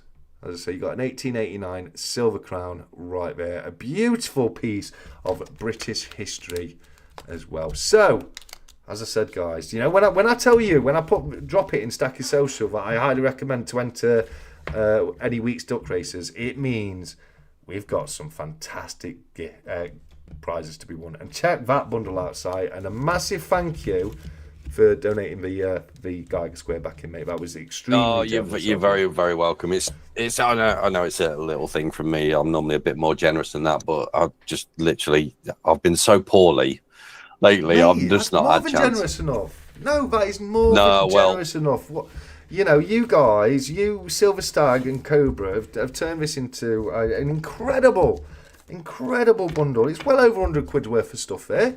Well over. I tell you what, isn't it? I mean, obviously, I know you feel this, but, you know, we sit at home and we watch all of this stuff that people are sending in, whether that just be merch or it's stickers, poker chips. You know, we never, ever take that for granted, you know, just to see people just giving away anything so anyone else can have a bit of enjoyment out of it. You guys are just so amazing, and it's because that generosity, it's unrivaled, isn't it? There is no other community in the world that's like this one. It's mad. You don't have to give away gold or silver or copper. It's not the thing. It's just that people are actually getting off their backsides and going to a post office, and for some people, finding a parking space to get into a post office is a bloody ordeal. Yeah, this guy right here. I've got, mate. Yeah. I know it's tough for you. I've got a huge dint runs down the whole length of my car, and it looks like someone's gone at my car with a can opener, and that is because of my bloody local post office. It's on a road this thin. What, you need to paint your car red, mate. It'll go faster. Put a crown on the side of it. No, you next bloody Royal Mail delivery boy, you are. That was a bit of a Warhammer joke right there. I gathered that. I'm not into those board game things. It's not, but I appreciate it. Board game. It's a tabletop tabletop. It's an MMORPG TT is what it is. MMORPG TT. That's exactly what I was trying to say. or TT MMORPG. Either way, both work. But no, in Warhammer, the orcs think things go fast if they paint them red, and because they think it becomes true. A little nugget for the Warhammer 40k lovers out there, like myself. Right, what do you reckon? Should we do another groin coin question? Yes, please. This. If it's the last one of mine, can you make sure that they get the full answer? If you know what I mean. Yeah, but I'll make the question. All right, I've just seen the question. You put it on a different message. That's why I couldn't see it before. Yes. Right, so your first question, guys. Hold on.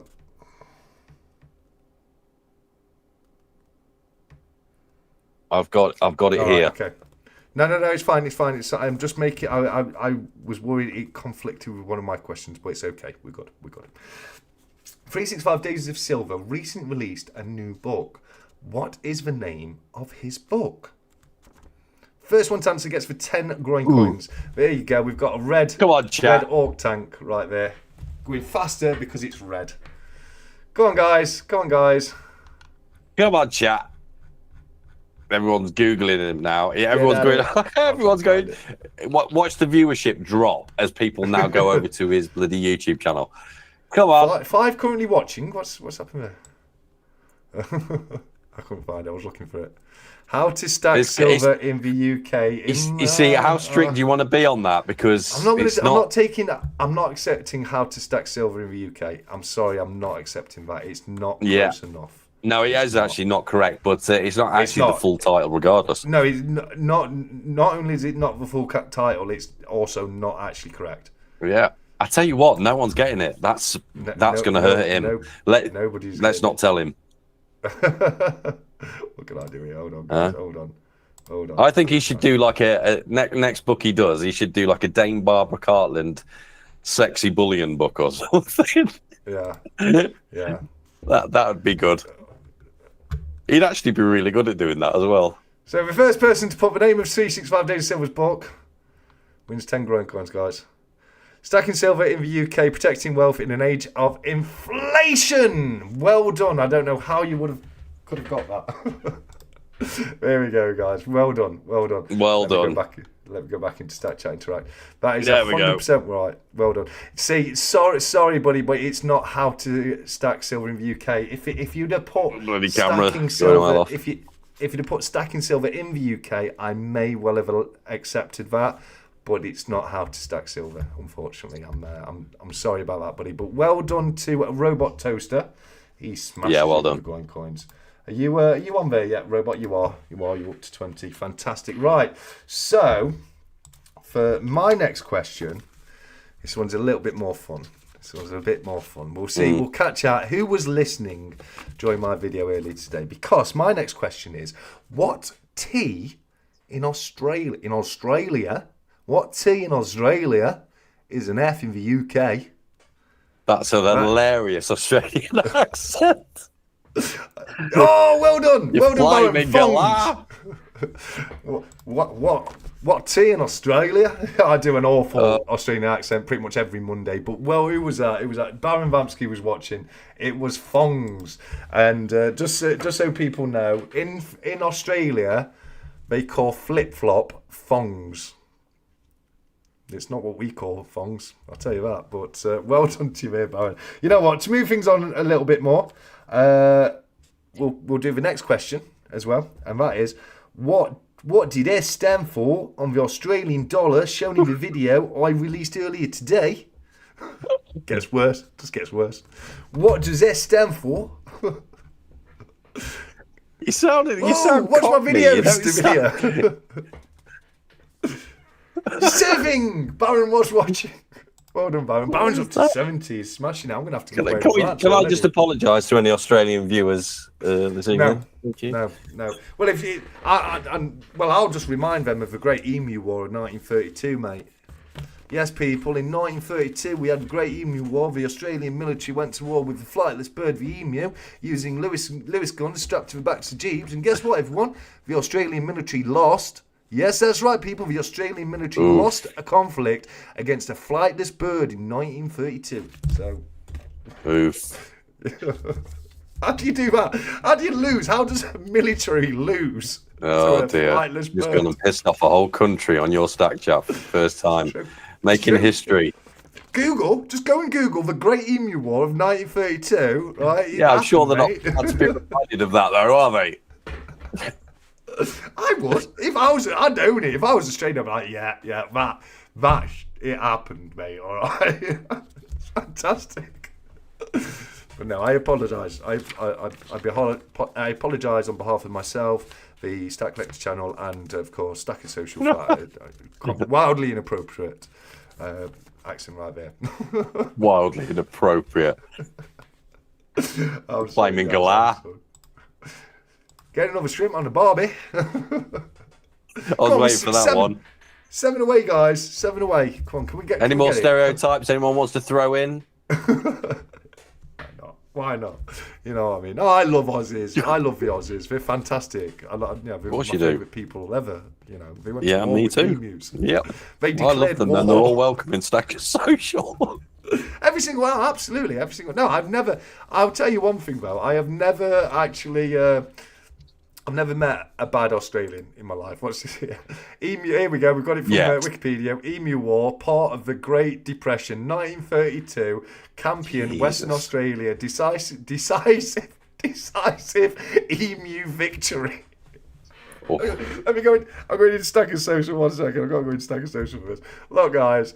Decisive emu victory. Commonwealth of Australia versus emus. 2 machine guns against 20,000 birds, 10,000 rounds of ammunition, and 12 birds taken down, guys. 12 birds. 𝗕𝗂𝗃𝗀𝗃𝗀𝗀 put in the chat, Mrs. Mangle, what a woman. What? What's that about, Mrs. Mangle? Have you never heard of Mrs. Mangle before? No. What? Who's Mrs. I'm Googling it. Who's Mrs. Mangle's probably the most famous Australian woman that's ever been. Oh, does she have like a fag in her mouth and she's like, you know, got curls in her hair and that? No, that's Dot Cotton, but you're kind of on the mate, dude, she literally looks like Dot Cotton. Get out of here. Get out of here. Look. No, it's not Dot Cotton, people. It's Mrs. Mangle. Oh, she was a feisty one. She was terrifying. What? No, it's not who I was thinking of. What was she in? Oh, Neighbours. That's right. Yeah. There we go. Neighbours. Yeah, I used to love Neighbours. Why am I? I'm in the wrong place. There we go. Back in the right place. That's when good neighbours become good friends. Oh, that takes me back. That does. Takes me back. Well, it's the only thing we've had tonight, Si. Don't you look like that? Don't you go looking like that? You're doing well. We're only 6 away now, guys. We just need 6 more licks of a like button, and I get to tell you all just how fantastically awesome you all are. Is Bouncer what was the target? About 50. If we get to 50, 50. I tell you how good we are. Yeah, that's doable. Yeah, definitely. We got 78 last week, so definitely doable. Amazing. To 50. Absolutely. We're closing things down. There we go. I'm back with it now. People don't hit the like button. No, yeah, give it a lick, guys. Lick that like button, and let me just Bouncer was the best on it. Now I'm of a different age. There's the link for Stacker Social. I'm of a different age, and for me, Neighbours. The one name that comes to mind when I think Neighbours is Toadfish. I think his name in the show is Jared something. Yeah. And he started off as like he was like a kid when he joined the show, and he was like one of the naughty boy. Yeah, he was proper little naughty boy, wasn't he? A little rascal. But yeah, it was all about Toadie when I was watching it. Poor Harold feel the rocks. It was the woman that we changed actresses of? She had like red curly hair. I can't do it. Oh. She was like one of the mums, and then they changed her actress, and it was like the first time I'd ever seen it, and it proper confused me because it's like, who is this lady? That's not who they say it is. Well, you know the guy Stefan Dennis who played Paul. Paul was the baddie. I can't remember his surname now. Jesus. Well, I actually met him. Oh. Yeah, I was working. I was only 16 years old when I met him, and I was working at a restaurant in my village. Paul Robinson, that's it. I was working at a restaurant in my village in Lincolnshire, and he was performing in a play at the Theatre Royal in Lincoln. Okay. And the restaurant I used to work at was a very high-end, very famous restaurant. Still is, actually, in Lincolnshire. Yeah. And he came as a guest, and we were all just, when he walked in, because he hadn't booked it under his name, because we had the listing of the bookings, and he walked in with a few other people, and we just couldn't believe, because Neighbours was huge then. It was like they were superstars. Huge. Every actor in that show was. And he walked in, and we just didn't know what to do. We didn't know what to say. It was just it was horrible. You're like treading on eggshells all night, making sure the glasses were clean, the plates were absolutely spotless. It was just horrible. but he was such a lovely guy, and he actually had a photo, you know, took photographs with us. And when, you know, because someone happened to have had a camera because there wasn't mobile phones back then. Yeah, amazing. He signed some napkins for us, and they're actually still in that restaurant to this day. They're actually framed. Yeah. Awesome. Hung up on the wall. Yeah. Oh, that's fantastic. Yeah, really good. No. Really nice man. Yeah. No, I don't think I've ever met a celeb. Well, I once got slapped around the face by 𝗵𝗵𝗏𝗏𝗧. Should have been the other way around, shouldn't it? Nah, I loved Westwood. He was all... No, actually, he was a really nice guy. Really nice guy in person. I was being a bit cheeky to him. I did my... As we know, I'm fantastic at all accents. All accents. I'm brilliant at more. So my 𝗵𝗵𝗏𝗏𝗏 accent is obviously top notch to the point where I got slapped. Jesus. No, it was cheeky. It was like it was a cheeky little slap. He was laughing when he did it. I think he appreciated it because, you know, obviously he used to have that massively flamboyant persona when he was on TV, like Pimp My Ride and everything. I was walking. My mate used to be one of the. He was the head bouncer at Gate Crashers, I think. Ministry of Sound in Nottingham. He was the head bouncer, and they had Tim Westwood doing an appearance. And we were walking down the corridor, and he was that in his Radio 1 days, was it? It was little bit after Radio 1, but it was still in the Pimp My Ride days. Oh, my connection's looking a bit. Yeah, we're back. Yeah, I've just seen you go a bit funny there. Yeah. Yeah, we should be back. I don't know what happened now, but we were walking out the corridor, and I just turned around and goes, "Oi, Westwood, way to pimp a DJ!" Like that, something along those lines. He just laughed at me and just slapped me like that. And so is he the most famous person you've met? Probably not, mate. To be honest with you,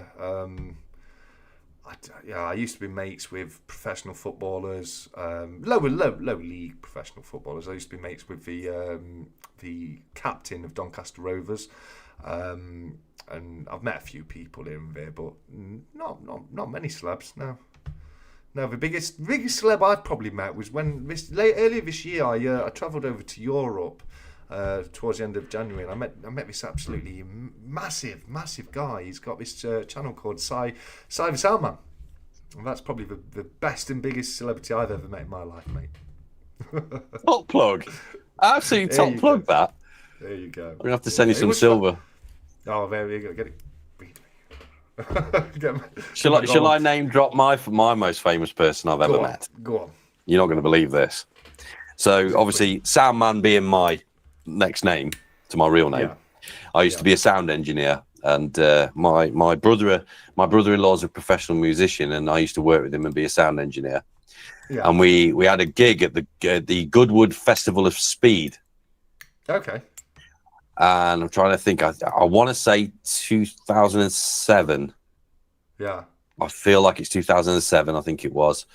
And we had the whole of it was an outdoor gig, thousands of people, but we had a VIP backstage area. So there was a lot of other bands playing that day as well throughout the day. Yeah. And we'd finished the gig, and who was there to greet us was George Lucas. Oh, wow. Wowzers. That's insane. It was amazing. That is insane. So that day got even better. So so George Lucas was there. He's a big car fan, a big Formula 1 fan as well, I believe. And the Goodwood Festival of Speed is all about motor vehicles and bikes and stuff, and all prestige and classic cars and modern cars. It's a right festival. It's really amazing, beautiful place. But he was staying in the main hotel there, and back then we were friends with some people in sports commentary, mainly motorsports. And that night we had a meal with Murray Walker. Can you remember Murray Walker, the commentary? The commentator for Formula 1. We had a meal with him that exact same night. It was amazing. I was literally sat next to him having a meal. It was amazing. I'm a Formula One fan, and it just to talk to him about, and this was before, it would have been 2007 because Lewis hadn't won his first championship then. Oh, fantastic. I think Lewis won his first in either the end of 2007 or 2008. So I said to him, do you think Lewis Hamilton will win any world championships? And he said, I think he'll win more than one. No chance. He's a nobody. No, you got it right then. Yeah. You got it right then. Yeah, seven times over, yeah. I've just been trying to find the photo, but I can't log in. I forgot my mail password. But I've got a photo with me and Ricky Tomlinson. Amazing. I met him at Love him. Yeah, I met him at the National Television Awards in Manchester a good few years back. There'd been a fair few celebs at that place, but I actually got talking to Ricky and got a photo. Obviously, best known as 𝗵𝗵𝗁𝗏 from Mike Bassett, England manager, and amongst other things like the royal family, etc. The royal family was amazing, wasn't it? That was a true piece of British history in television. Absolutely. It was just one of the greatest shows ever made. Guys, we've got 50 people right now in the chat. 50 people in the chat. Amazing. We need 4 more likes. So, by rights, there has to be 4 people in the chat right now that can lick the like button and get us to 50, and I can tell you how fantastic you all are. As soon as I said that, it dropped down. There you go. Oh, well. Go on, let's get to 50, guys. Let's get to 50, and let me tell you all just how fantastically good each and every single one of you is.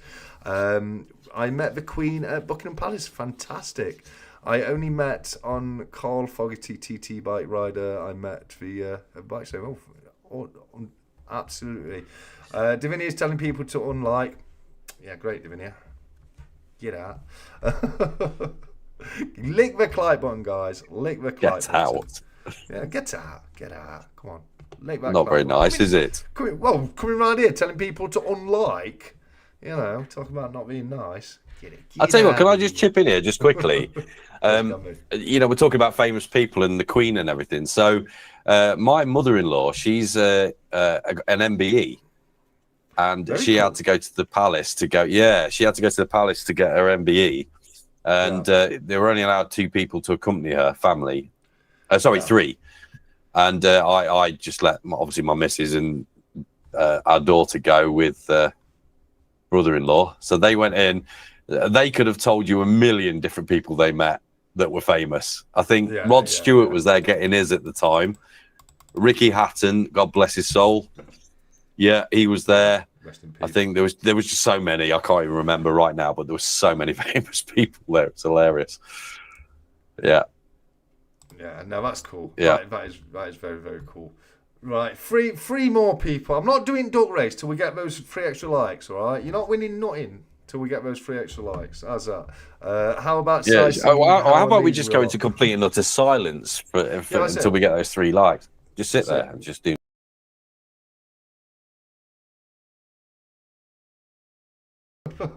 There we go. I'm back. We're back. I've unmuted you. Don't leave. Please don't leave. Right. Let's have a look. We got any more for any more? Oh, we need one more. Can I do it? On my other YouTube account? We've got a Trey Ben account. Let's have a look. Do I have the power? Has it got to 50 yet? Oh, not yet. Read what counts, but. What's Sam, man. SILOMBE, son-in-law of member of the British Empire. I love Calc. It's fantastic, isn't it? Why is everyone asking me? Why do you want me to sing? What? Well, you'll see when we can get one more like. Get one more like, guys. We've done it. We're at 50. So now I can say,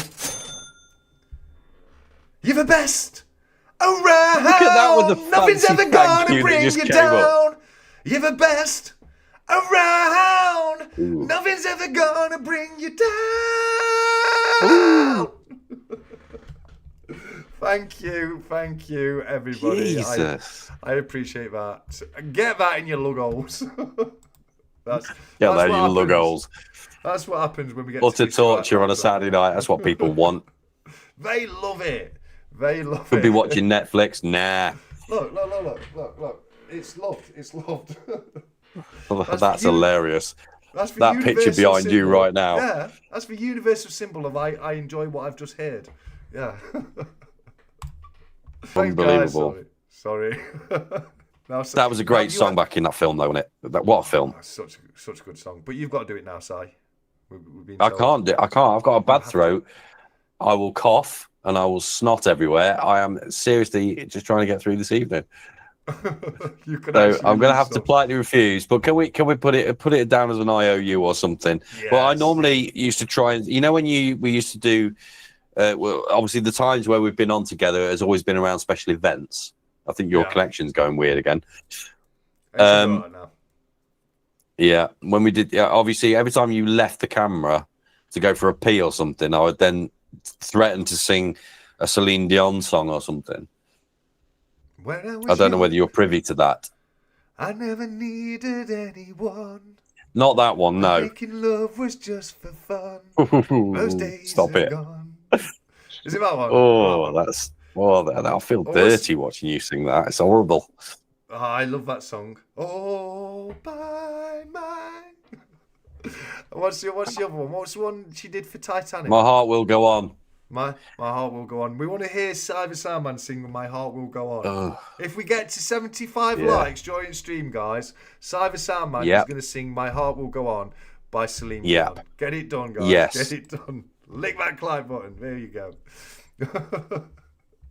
Is now the time to get the whiskey out, is it? Oh, I think so. We're at 52 already. Come on, guys. We can do it. No, whiskey and lemsip. No. Please, no more such Look jokers. at that. No more tonight. I will not sing again tonight now, thanks to Joker. You've got jokers to thank for that. Don't do it, people. Come on, people. We want to hear Si sing My Heart Will Go On. People are paying. People are actually paying, though. Well, look at you with your fancy thank you thing that flashes up now as well. You're getting a bit fancy in this video editing. A little bit now. I pulled my finger outside. I thought, you know what? I'm gonna up my game a little bit and try and make things amazing. A little bit less of an absolute ish show. But it's most weeks. It's No, I tell you one thing. Go on. I was just gonna say that's the way to get monetized on live chats. Then is just to sing really, really bad, and people are going to pay for us to shut up.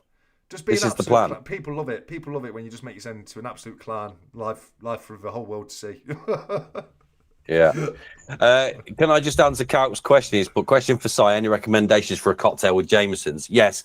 Add a single shot of amaretto. Thank me later. Yes, very, very much so. Davini, 50 is too low. You should aim for 100. You only say that because you know I'll never get to 100 and I'll never have to sing for you.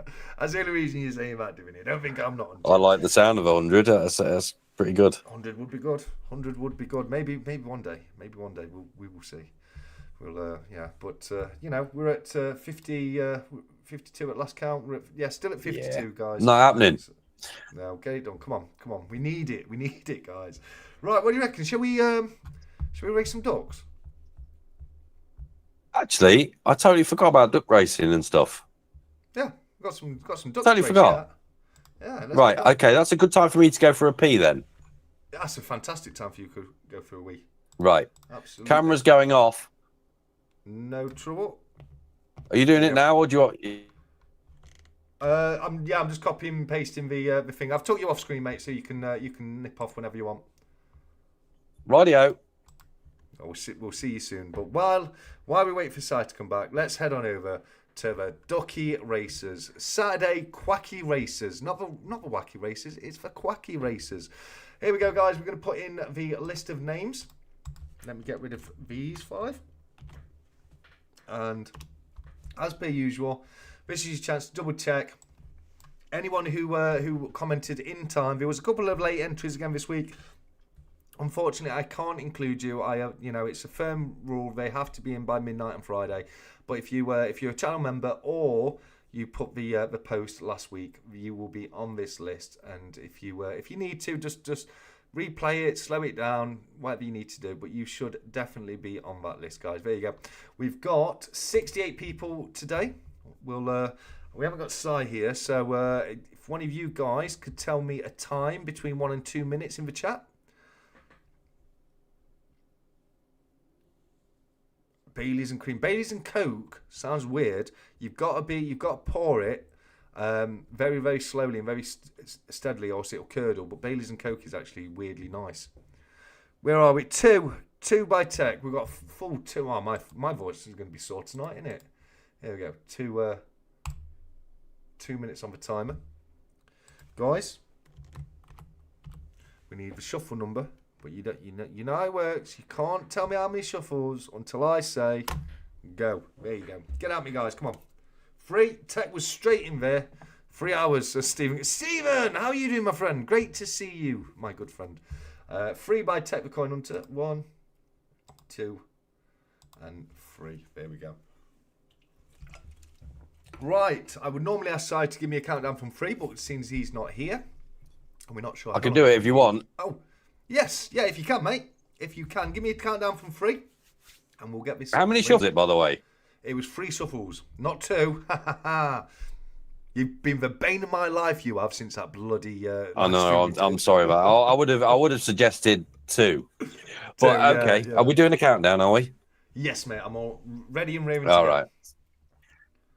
So in 5, 4, 3, 2, and 1, and go! And they are off, and straight away it's Plain Duck coming out of the blocks. Who is that? It's something. It's Mrs. Drippling 4192 is in the lead. We've got Mrs. JS up there as well, and so is John Clayton. We have got many a dog going for it today. Who is going to be our lucky duck? We will find out in 1 minute and 3 quarters. Right now it's John Clayton. No, it's not. It's Legacy Geek. True Legend is up there, and so is 𝗲𝗷𝗻𝗀. Joel Bromhead is there as well. Ollie Harper is there. Alfarius is there as well. They're all having a good go for it tonight. Who's this punk dog number 20? Who is that? Is that I don't know. He's got a lot of numbers there. It's something coin. Not sure. 𝗬𝗺 Sterling's having a good go for it. Ian Kirk had a good go for it. So is 7 Stacks. Teach 72. Jack Stacks is storming away. Jack Stacks currently in the lead with 7 Stacks, and Kempster coming up just behind. Cassie Hall had a nice little run there, but it is back to a punk duck.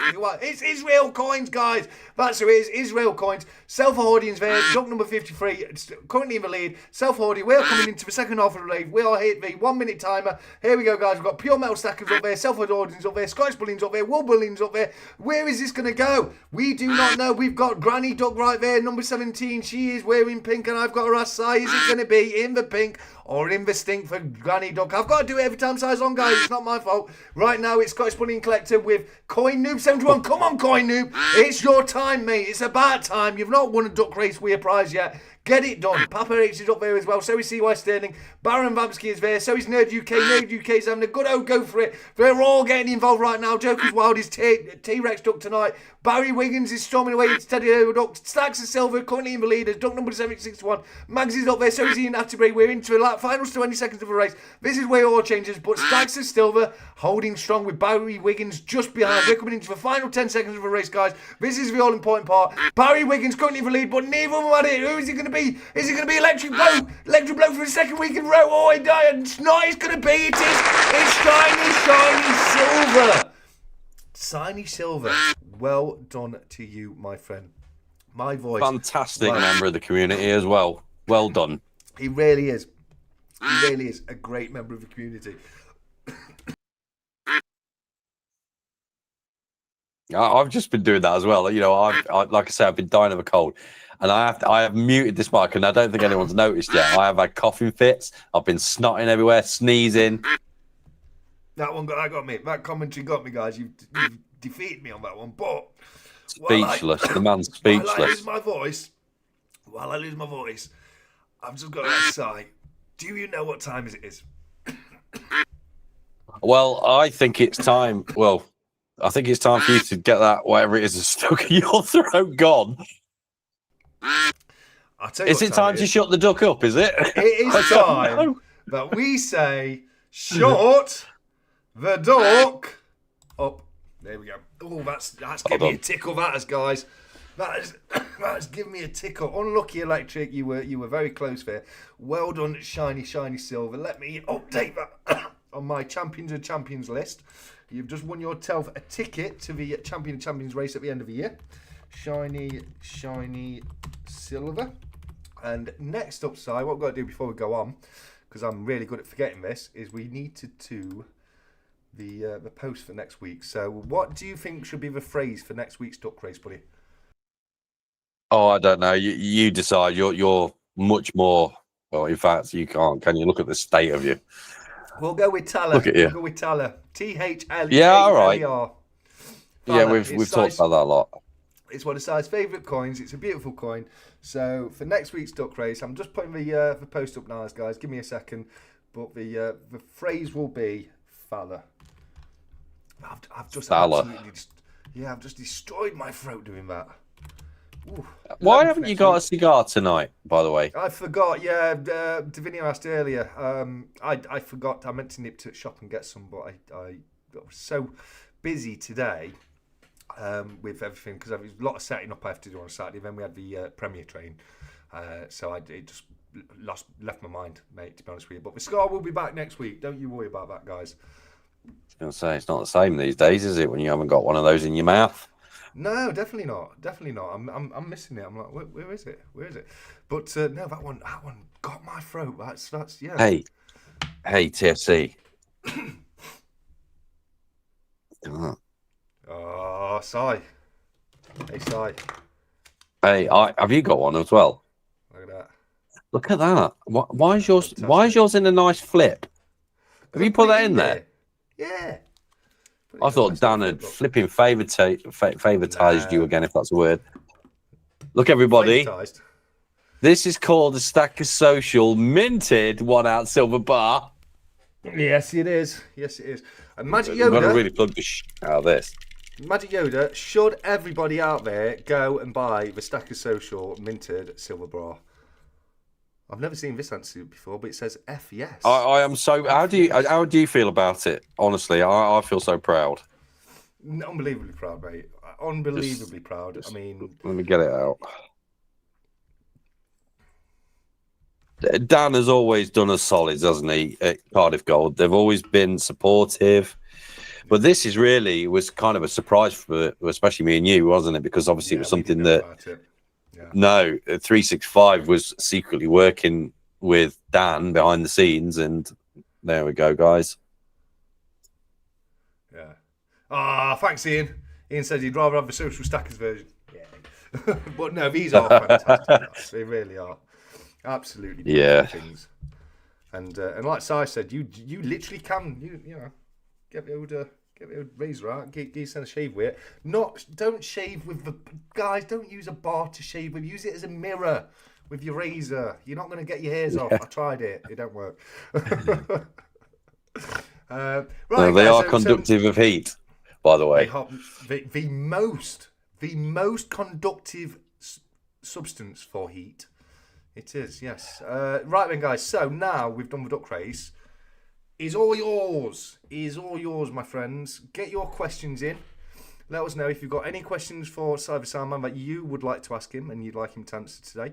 Let us know it in the chat and we will do our best to answer those. Left foot sale, oh fantastic, Stephen.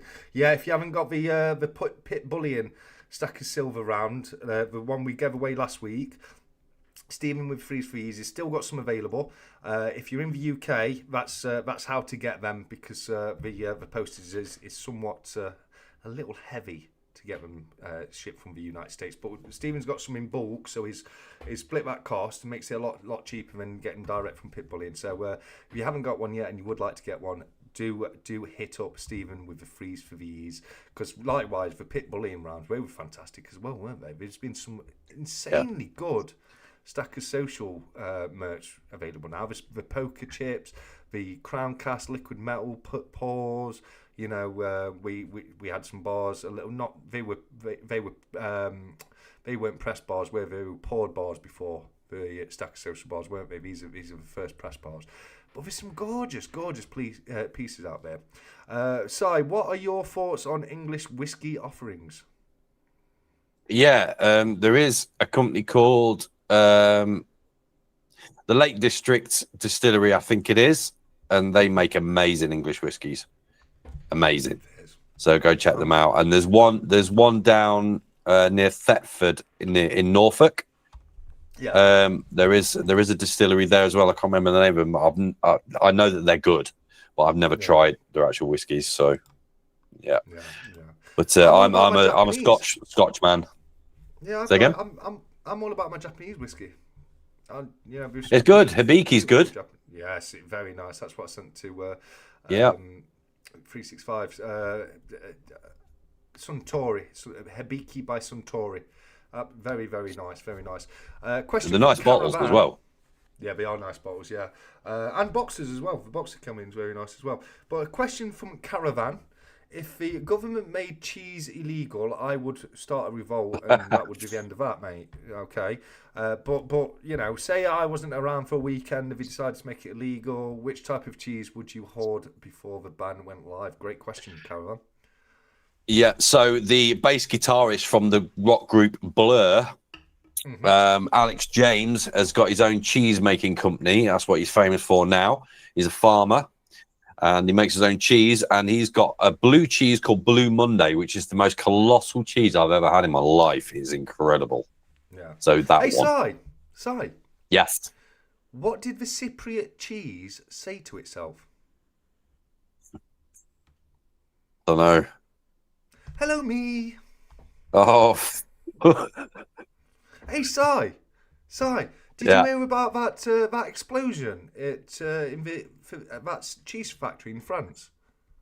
No. Oh, mate, it was awful. Like, the whole thing gone. Literally, the only thing left is debris. Debris. It's just. I mean, if you're actually making this up as you go along, like, on the spot, you know, then like kudos and all that, but. No, you know, we're just awful jokes. My favourite cheese is Gouda because it's very Gouda. No, it's not. I do like Gouda though. Now, my favourite cheese, I would say, is a red Gloucester with chives. Oh, nice. I can't get enough of that. Yeah, so you like the more sour tasting cheese by the sound of it. No. I mean, I'm open to the cheese spectrum, my friend. A bit of creamy cheese. You're a bit of a cheese connoisseur. Oh, very much. True story. When I went to college, I did computer science at college, software development. And when we first started, one of our first assignments was to put together a presentation for everybody, and we could choose what the presentation was about. And mine was on cheese. That's hilarious.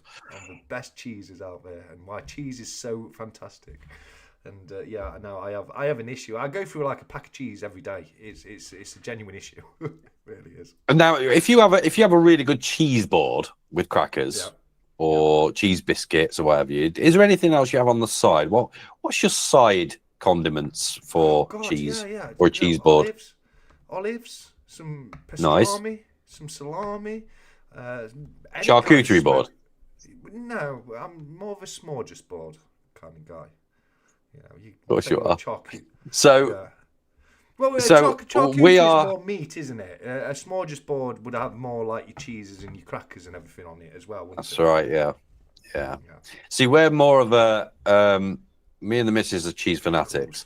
So we'll have. You know, I like now and again to have some port. Port goes really well with a nice glass of port. Goes really well with blue. Yeah. But on the side condiments, we'll have red grapes, white grapes, celery. Yeah. And that's it. That's it. So right. blue cheese, right? Get that in. Yeah. And then immediately pop in a white grape. Okay. Chew it all together. I'm a big fan of blue cheese. That's making me so hungry now. Yeah, the stronger the flavour, the better for me. I just don't come around me for a few hours after I've been eating strong cheeses. You know what I mean? But I'm all about those really, really strong. Primula with chives. I can't. If I get it in, it don't last because I found myself constantly going to the fridge and squeezing a bit out of tube straight into my mouth. It's awful. Yeah, it is. It is quite amazing. I mean, you know, even like the branded stuff, you know, it doesn't have to be posh cheeses, does it? You know, like Cathedral City is just an epic cheddar. Yeah. Tell you what I do like. It's amazing. Bit of Bruson. That's nice. Oh yeah, it's nice. Spread. Yeah. Nice soft cheese. Let me just check we've not missed any. Here we go. I've got a couple of questions here I've got to go back to. Question, what's your favourite sport? Please say rugby. My favourite sport has always been football. Soccer. What is that? What is that, Silverpunk? Bit inappropriate, isn't it? Oh, Jesus, I thought that was something else then as well. I was literally there with the band hammer. I was like, can't have that. It's What's a he doing? alcohol, guys. It's just alcohol. It's just having a drink, all right? Just having a drink. Sorry, did we get a sport there? Football. Soccer. Football. It's not Marble Olympics, then? Because that's my favourite sport, I'm going to be honest with you. No, it's definitely football. I had a very, very big gift for tennis as a player, though. Oh, good stuff. I've never really spoken about that. So when I was at school, I just had this gift for tennis. I never liked watching it, but anyone that played me, I used to always beat them, you know. And there was no explanation to it, just a natural gift for tennis. And my school, at the age of 13, they put me into it was called the Midland Bank before it became HSBC. Yes. Yeah, I remember Midland Bank. And their logo was the Griffin, wasn't it? Can you remember the Griffin logo? They used to have that on their advertising campaigns on TV as well. It was red. Red Griffin, wasn't it? So they had this massive tennis tournament, which was taking all the best players from schools around the UK. Yeah. And they entered me into this competition called the Midland Bank Trophy, where the winner would be automatically put into the Wimbledon Juniors. Oh, wow. And I got to the final. So I just won in my semi-final, and, you know, nerves started kicking big time. So this was to be played on a Sunday. On a Saturday, I would play soccer or football. Yeah. And the day before I was due to take on that match, and I knew my opponent, and I knew I was going to win it as well. Sorry to interrupt, mate, but we've just found an actual photograph of you in your tennis days. Yeah, it looks like my dad, actually. Sorry, so yeah, like me, we tashed that one day. The day before I was due to play that final and I knew I was going to get into Wimbledon as well. Yeah, and that would change my life completely. The day before, I got tackled really badly, and did my cruciate knee ligament. Oof. And I've never been able to play football or tennis since. True story. The day before the final. Yeah. Oh, wow. Yeah. It was so close. Yeah, to being a professional. Yeah. I do highly recommend the Marble Olympics, though, and I'm being genuine, seriously. Mate, I don't know if you've ever seen him. There's a guy, and mate, he goes to he makes these little tiny stands, and we've all got little marbles on, and he's got all these different, and they're like Rube Goldberg type things that he puts marbles down. They all race, and it's so captivating. It sounds so naff. But if anyone's ever seen it, they'll know what I mean. It's actually quite fantastic. But no, fantastic story there. I'm really sorry to hear about that, mate. Because no, it's fine. You know, it shapes you, doesn't it? You know, like I say, like you said earlier, you take all the negatives, turn it into a positive, and my life's where it is now, and it's all good. You know, it's it just happens. No, it was no one's fault, really. Yeah, no, for sure. We'll blame the guy who tackled you. It's his fault, all right? We can find blame. Well, look, there's always a way to find blame. Ian Ritchie has asked, question to 𝗫, when are we going to see another upload on your fantastic card collection now that you've found your mojo? Yeah, so I haven't bought any more cards since that video I did. Yeah, it's nice to just break away, isn't it? I suppose, from just the bullion talk and the investments talk. So it was a really nice breakaway. I've only done the one video about my playing card collection. I think it'd be nice to maybe just revisit those cards that I've got there on my desktop and just open them all and have a really good look at the designs, because the beauty that I've shown, look at that. The beauty that I've shown has always been on the outer packaging. It's never been on the artwork on the inside, because the jokers and the ace of spades are always quite amazing. Yeah. I think on my live stream I did open a Star Wars deck. That was nice. Oh, nice. But Star Wars, that segues us very nicely into our next question by 𝗵𝗵𝗁, who asks, 𝗫, seeing as you have a Death Star silver blueprint, have you or do you plan on purchasing any more of the Star Wars blueprints? Do you know, I haven't, because I think, the price is quite high on the Agoro stuff. Yeah. I think that's probably the most collectible piece I've got. It's an astounding piece of silver, and for it to be a coin as well, which is insane. No, I think with those blueprints, I think if you miss the boat, that's it. They're gone. It's the same on these, mate. I would love, because these are obviously it's the royal flush, so we do the different cards in the hand, and I'd love to have the full hand, but I can't afford to do that. You know, I would honestly, I would really love the whole set of those things, and it was a plan to actually go for the whole set. But this may sound stupid, all right. Now, the reason that I haven't bought them is because obviously there are other things I'd rather purchase. Yes. But you know what it's like when there's limited edition collections of something. Someone's always after that one that they can't get. Yeah.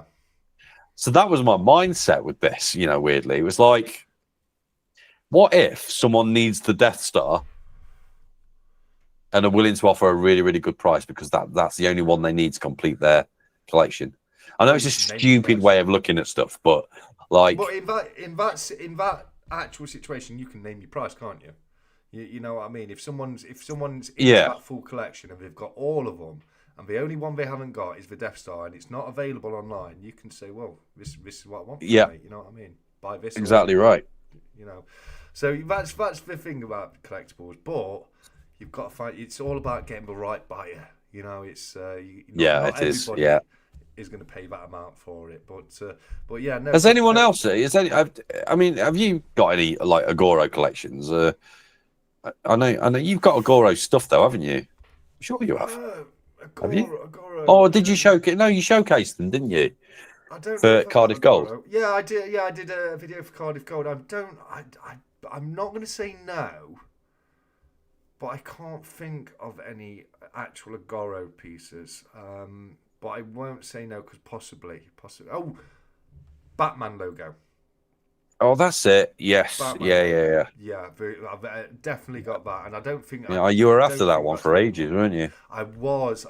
Yeah, I saw it for about. I saw it for about £100 overseas, and they wanted they wanted 50 quid shipping on top of it, and 150 was just a bit too much for me. And then when Cardiff Gold got it in, they had it in for 99 quid, so about 100 quid. Great. So I was like, yeah, we've had free postage as well. Yeah, free postage. Rip the hand off with it, you know. So yeah, I was after that because I've got the other ones. I've got the other Batman logo. You see, their stuff is quite amazing. You know, if I was to collect anything, it would be a Agoro, but it'd have to be the right series. You know, the blueprints were really, really nice and they're really unique, but I just don't have the room to have that entire collection. They're massive as well. They are. You know, if you've got and they're not practical, and you know, for the collectability and maybe selling them on in the future, you got to keep them all wrapped up, and you kind of don't. There's nothing like having something that's maybe bullion collective, you know, where you can just have it in your hand and you can just pull it out at any time. And you know, the thing about those blueprints, they are a bit of a faff to, you know, to enjoy. You know, it's nice to just have things on hand to enjoy and grab. You know. Yeah. Yeah, absolutely. Well, the Agoro stuff, I mean, it's like, you know, Cobra showcases them, you know, the trading card things that he does, you know, ones Speaking of Cobra, I think he was the first seller in the UK I'm aware of to get the Agoro things. He was before Cardiff Gold. Yeah, he did a lot to actually introduce Agoro into the UK. He did some fantastic work on that. Yeah, they look great though. You know, even like, all right, it might not be a series you like the Harry Potter ones or the comics, but when you actually really look at them and think, you know, it's a coin, the way that they're finished as well, they are, you know, you can see that Agoro takes so much care in their presentation. They are different and they look expensive, you know. I do like Agoro. I think they'll be interesting to see what they come up with in the future, you know, on those collectible side of things.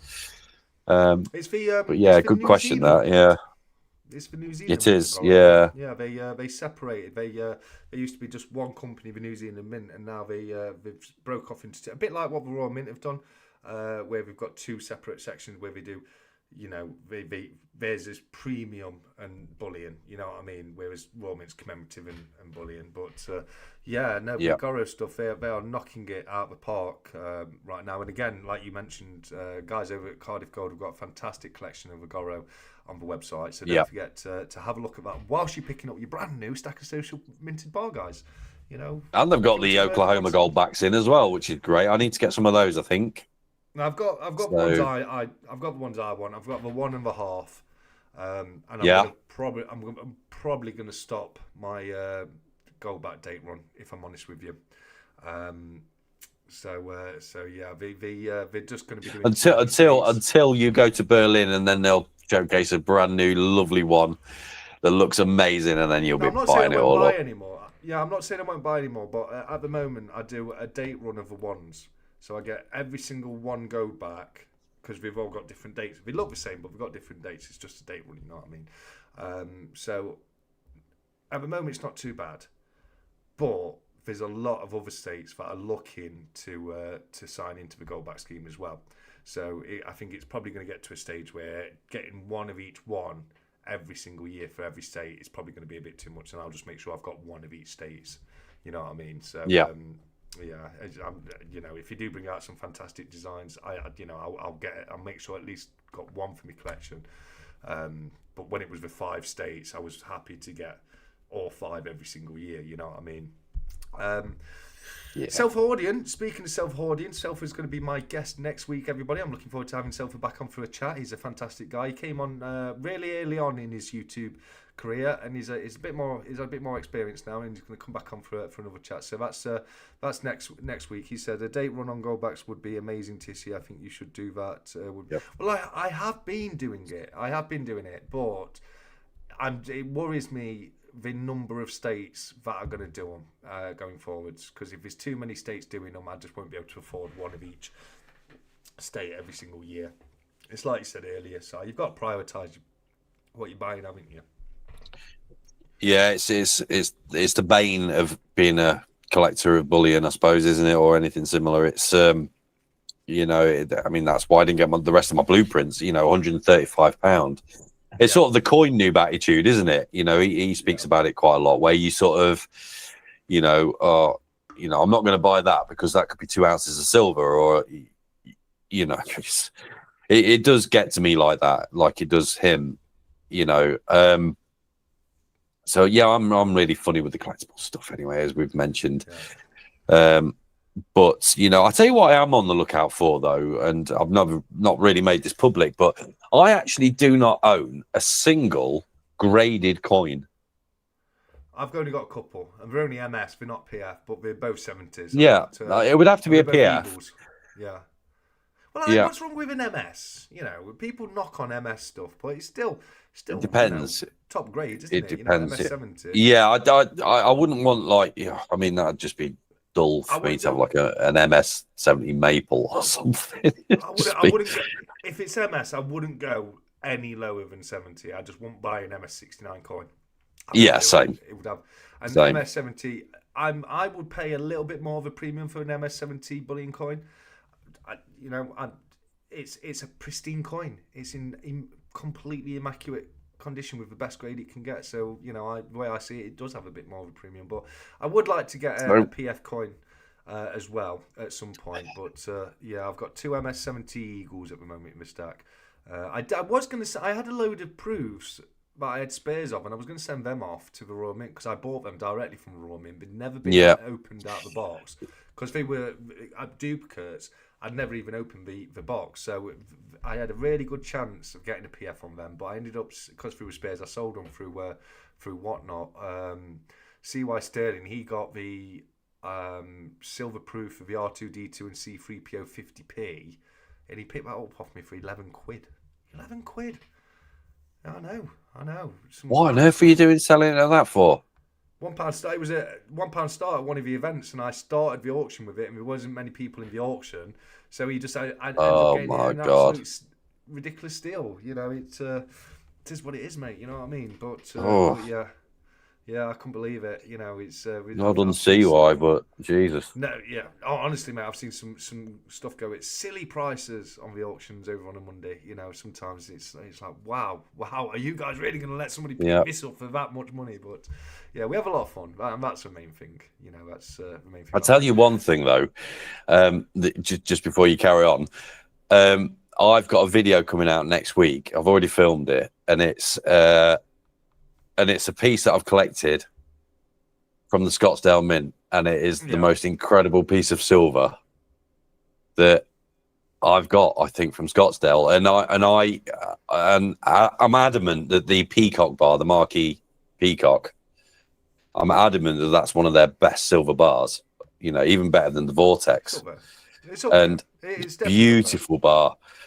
Yeah. And I've got this one particular round, and it's incredible, and I loved it. So look out for that. I'll not tell you what it is because it'll just ruin everything. But incredible. What a round that is. And I've got a few things. I mean, I've got that Vincent van Gogh round from Scottsdale as well. That colorized. Would you be the Starry Night? I'm going to do spoilers, but would you be talking about the Omnia by any chance? No. That's beautiful, isn't it? The Omnia. Yes, it is. Yeah. It's got a gorgeous coin. No, I've bought if you remind me, I'll tell you later. It's amazing. I will do.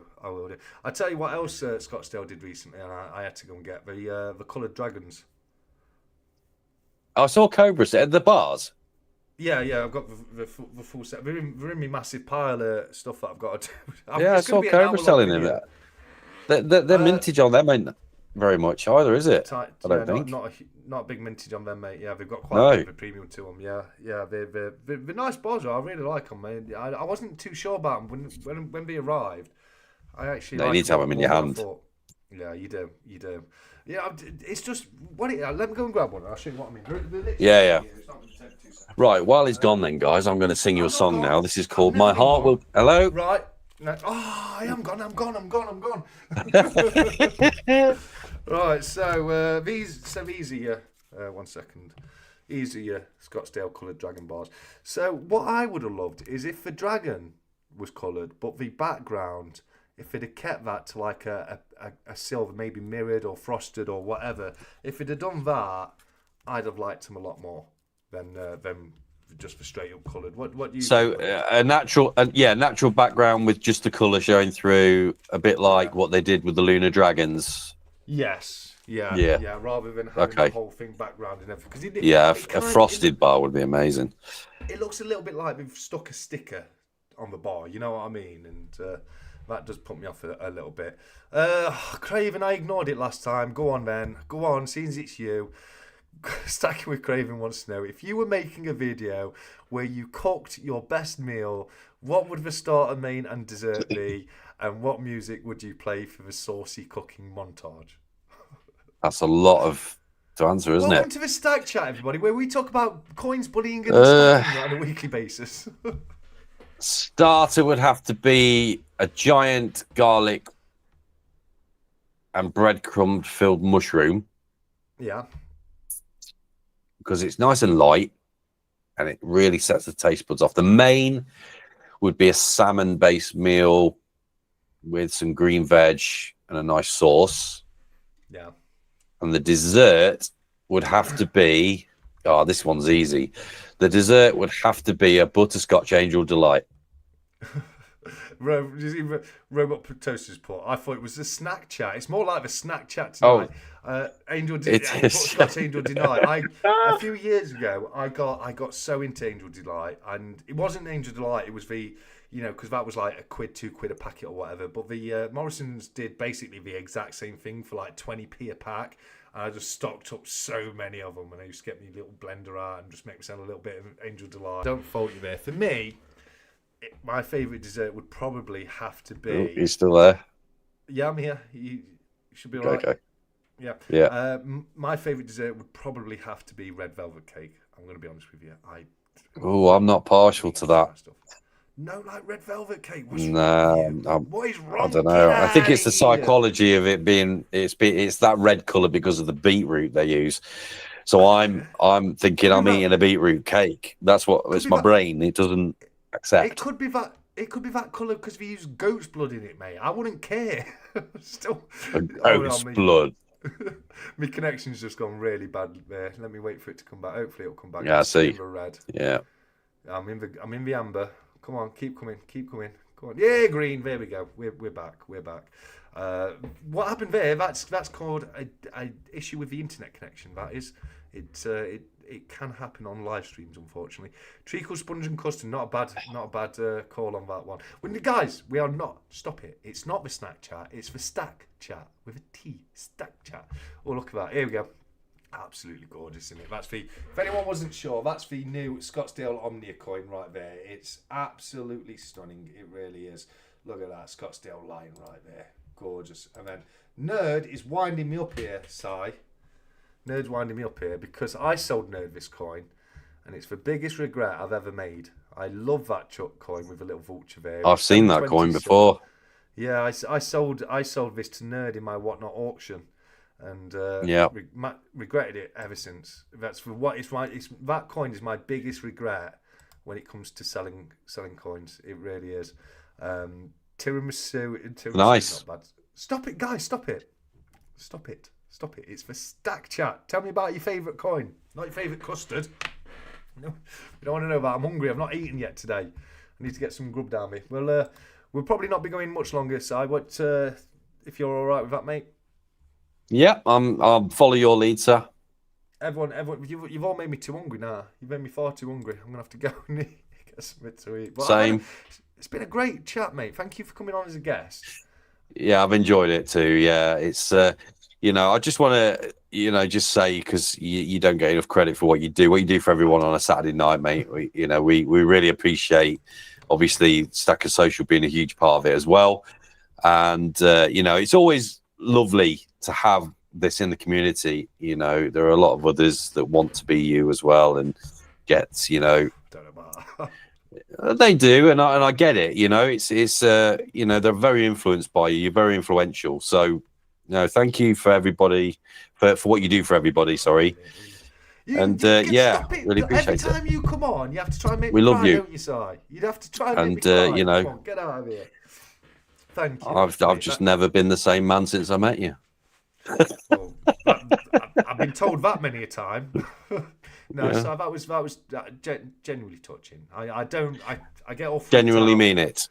Yeah, you're a top man, and what people don't see as well is obviously behind the scenes is how amazing you are to work with Stacker Social as well, and same goes for 365 as well. He's not here tonight, but it's just it makes everything so much easier when you get on and you just do what you have to do and bring ideas, and it's lovely, and it's been a ride. It's been fantastic, and just want to say thank you, a personal thank you, because I don't get to say enough to you, so it means a lot to us. In that case, mate, I am going to throw it right back at you and say, no, you made me do it. For everything you do in Stacker Social, because since Stacker Social started, more than maybe any other person out there, you've put more time, effort, and commitment into that Discord, and you've done. It's absolutely incredible. You're always there. You're always helping people. You're always more than happy to help people. If anyone's got any questions, you're straight in there helping out as any way you can. So likewise, mate, thank you to you as well for everything you do for this community, because we absolutely appreciate it, mate. We really, really do, and it does mean a lot to us. So thank you for your kind words, and thank you for everything you do, my friend.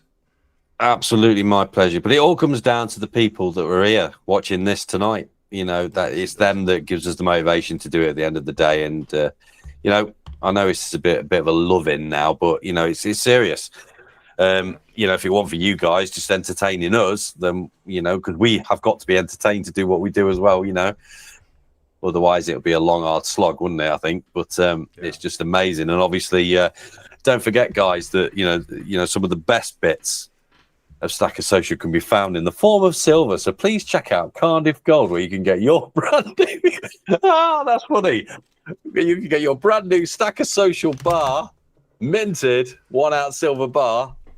Highly recommend. Cardiff Gold right now. Go on, guys. Highly recommended. Let's get them sold out. Flipping heck. Yes, get them sold out, people. Come on, let's get it done.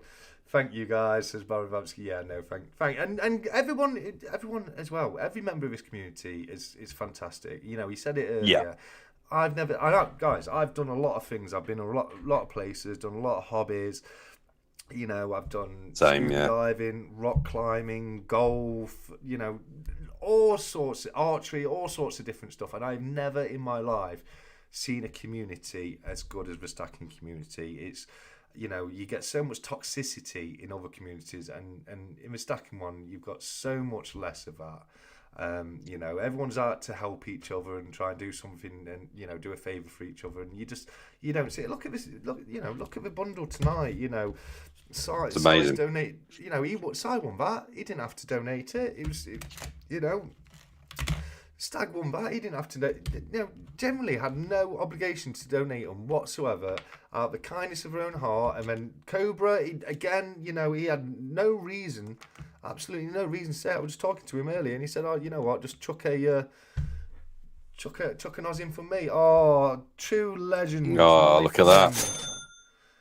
I'll tell you what. Can I just chip in on this just one quick second? Oh, let me just read this quickly, buddy. One second. Yeah, go on. True says, get some premium tissues for those tears. Top guy TSC. Oh, mate, what a legend. Sorry, Si, what was you going to say, mate?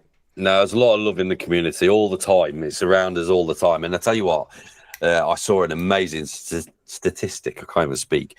A statistic I saw, you know, behind the scenes, we get some, we can access quite a lot of the logs of our activity as moderators, you know, in Stacker Social. And there's a thing called an audit log, and it tells us the people that we've had to ban or remove from the server. Right, this amazes me. So we've been going 2 years, and we're approaching 2,000 members very soon. And I think we've banned 15 accounts which are bots or spammers. Wow. Yeah. But, you know, the 6 people, we've banned 6 people basically that were active members in 2 years. Yeah. That's insane, isn't it? 6. That's insane. Yeah. And some of those people were just they had to be banned straight up. You know, it just they were people that had done things in other. It was non-negotiable. Yeah. It was not. They just, you know, it wasn't even that they were a member, or you know, they just came in and we heard things about other people. Yeah. We can't go into details, but we just turned around and said, you know what, sorry, you're not a good fit for the community. But like you say, you know, one handful of people. You know, in 2 years with a Discord growing the size it's grown. It's a testament to just how fantastic, you know, the members of this community truly are. It really is, and you know, I'm just gonna say it's changed my life so much. I'm in such a different place now. Headspace to what I was in. I was in a dark place when I started my channel. I was in a really dark place, and you know, you guys in this community have turned my life around, and I'm so eternally grateful to literally everybody out there. Thank you so much. Here you go, have it again. Posh, have thank it another you, time as well. There you go. Have it another. No, come on, button work. Button. You've ran out of tokens. Have you got to pay? I bet you've had to pay for that, haven't you? Well, no. Are you on a monthly plan to get some flashy OBS things flash up? Here we go. No, I made it. Oh, look. There you go. There you are. I was pressing it too early. There you go. Rookie numbers must do better, says 𝗕𝗂𝘀. He's got his banhammer. It is quite amazing. It's probably the easiest. I mean, I've been, you know, a moderator on several Discord channels which have had tens of thousands of people. Yeah. And that was a nightmare to moderate. You're forever banning people or removing people for racism and homophobia, and it's just horrendous. And this is the easiest Discord channel ever at the moment. I mean, I know things will change when it gets bigger. Yeah. But it's just been a breeze, hasn't it, really? It has, but you know, there is some tough times though, isn't there? It's not all plain sailing and extremely tough times. Some decisions have broken my heart. They've broken my heart to make some of the decisions we've had to make, and you know, so you got to do what's right for everybody, and it can be so very, very difficult. But speaking of community, before I let you go, before I let you get out of here, there's one last thing I want to discuss. You know, we all had an incredible time at the beginning of this year, didn't we, in Germany? And, you know, I just think it's fitting, if we're talking about community, and just to remind everyone that, you know, we're going to be there next year, Berlin Money Fair. You're going to be there, aren't you, Si? Yes, Absolutely. And, you know, come and join us. If you're on the fence, do it. You will not regret it. You know, we had such a fantastic time, didn't we, this year? I keep wanting to say last year because it was the last one, but, you know, what a great experience that was. Now you've been there once, what's changed, you know, in your itinerary, I suppose, you know? I think I did 1 day at the actual coin fair. And I bought a ticket for the 2 days or whatever it was. And then I was busy doing other things, so I couldn't go for any other day apart from the 1 day. This time, I think I'd like to spend the first day just walking around, wandering, taking it all in. And then the second day would be going in there with a plan with what I've seen, which is what I'd like to purchase, because there's just so much to see. You can't really appreciate it in 1 day in the actual fair itself. You can't. I think I'd do 2 days at the fair properly. For me, what I'm doing, mate, is I'm going first day, and I will buy first day because I'll buy the limited edition 𝗀𝗶𝗃. You know, if there's anything like that, and then I'm going on the last day as well. So I'm going on the Saturday, where I came home this year on the Saturday. Next year I'm going to go attend the Saturday and hopefully get some last minute bargains there as well. But I think you're right about the 2 days. 1 day just isn't enough. That's probably my biggest regret from this time. I mean, I tell you one, do you know what my biggest bloody regret was? Because obviously I was at a different hotel from you guys, and you know I'd get a taxi up to see you, and then get a taxi home at the end of the night, etc., etc. And it cost a fortune. You know, it was, I bet. Yeah, it added up because it was over you know, Berlin, and then on the last day I was I was getting the lift with you guys up to airport, wasn't I? So I came up to your hotel, and I had plenty of time. I had loads of times to kill, so I was like, well, I'm not going to bother getting a taxi. I'm just gonna get a train up, mate. Literally, right? I had to got on a train. I had to hop off one stop down the line, get onto another train, which was downstairs. You can get on literally any train. We all went the same way. Get on another train. It took me 10 minutes to get there. Now, the taxi was a 30 to 40 minute drive, just because of how far it was, and you were going through city traffic. So what I could have done is on the first day bought a 5-day rail ticket, which would have covered my whole time there for about £10, and I could have been up and down to you literally at zero cost, rather than spending hundreds. Wow! And all that extra time getting taxis. If I'd known that last year, I'd have been in a much better place. But yeah, I think you're right. Are you going to come to Samurai Museum with us? I've no idea. Actually, I've not booked the flight. I've booked the hotel, but I've actually not booked the flight. I think. I can't. There's no flights out from Manchester. They've all gone. Not on Wednesday. So they've stopped, I've got a feeling they'll be. Yeah, it's going to have to be a London one for me. Well, I don't know if I'm flying. I don't know if I'm flying, mate. I might drive. Jesus. It's 12 hours. It's only 12 hours. Okay. It's not the worst, you know. And you know, I haven't got to worry about bloody. You did say you'd like to do that when we were leaving Berlin last year, though. You said that to me at the airport. I think I'd like to do a drive next year. Yeah, I'm glad you're sticking with that in a way, because I'm not saying for definite, but there's a lot of benefits for driving. Like mainly weight. You know, I ain't got to worry. I mean, perfect example, guys. You know, this poor chap here, unfounded and unfairly, got taxed at the airport completely. It was so unjustified. It was unreal. Yeah, I got robbed. We were together and we were walking onto the plane, and I saw Si get stopped for his hand luggage. And I'm not going to lie, I didn't stick around. I legged it. The reason I legged it, if you remember, Si, we compared the size of yours next to mine, and yours was bigger, slightly smaller. Yes. Yeah. I was like, yeah. But it was so ridiculous because it was like the exact same size case as literally everybody had took on the plane, and we just. So it was a an overhead bin suitcase, you know, the ones that are actually built Designed to fit into the overhead bins. Yeah. So just because the way that my wheels were at the bottom, it kept tilting outside it, because Ryanair have this little box you have to put them in to check the dimensions, and it was just wobbling, wasn't it? The wheels made it tip. Oh no, it's too big. £80, please. Yeah. Unbelievable. And then on the way back, they didn't give a damn, did they? No, didn't care. You know, it's just absolutely hilarious. It really. Yeah, Ryanair are just joke. They're a rip-off. I hate them. Absolutely hate Ryanair. Yeah. Well, what about bloody 𝗃_𝘂𝗺 Hunter? Do you remember what he did on way to bloody airport? Yeah. Hey, look at the videos of planes crashing. Yeah, there's a lot that Tech could tell you about that trip to Berlin. Yeah, so I shared a taxi with him from the airport in Berlin to the hotel. Yeah. And we get to the check-in desk at the hotel, and he's there, like, checking his pockets. Where's my passport? Where's my tickets? Where's my money? What he'd done is he'd left his passport and his tickets and his money in the back slip of the, you know, at the back of seats in a taxi. We've got this little, like a little flap you can pop things in. In the middle, the armrest thing, yeah. No, in the back. You know, like the mesh.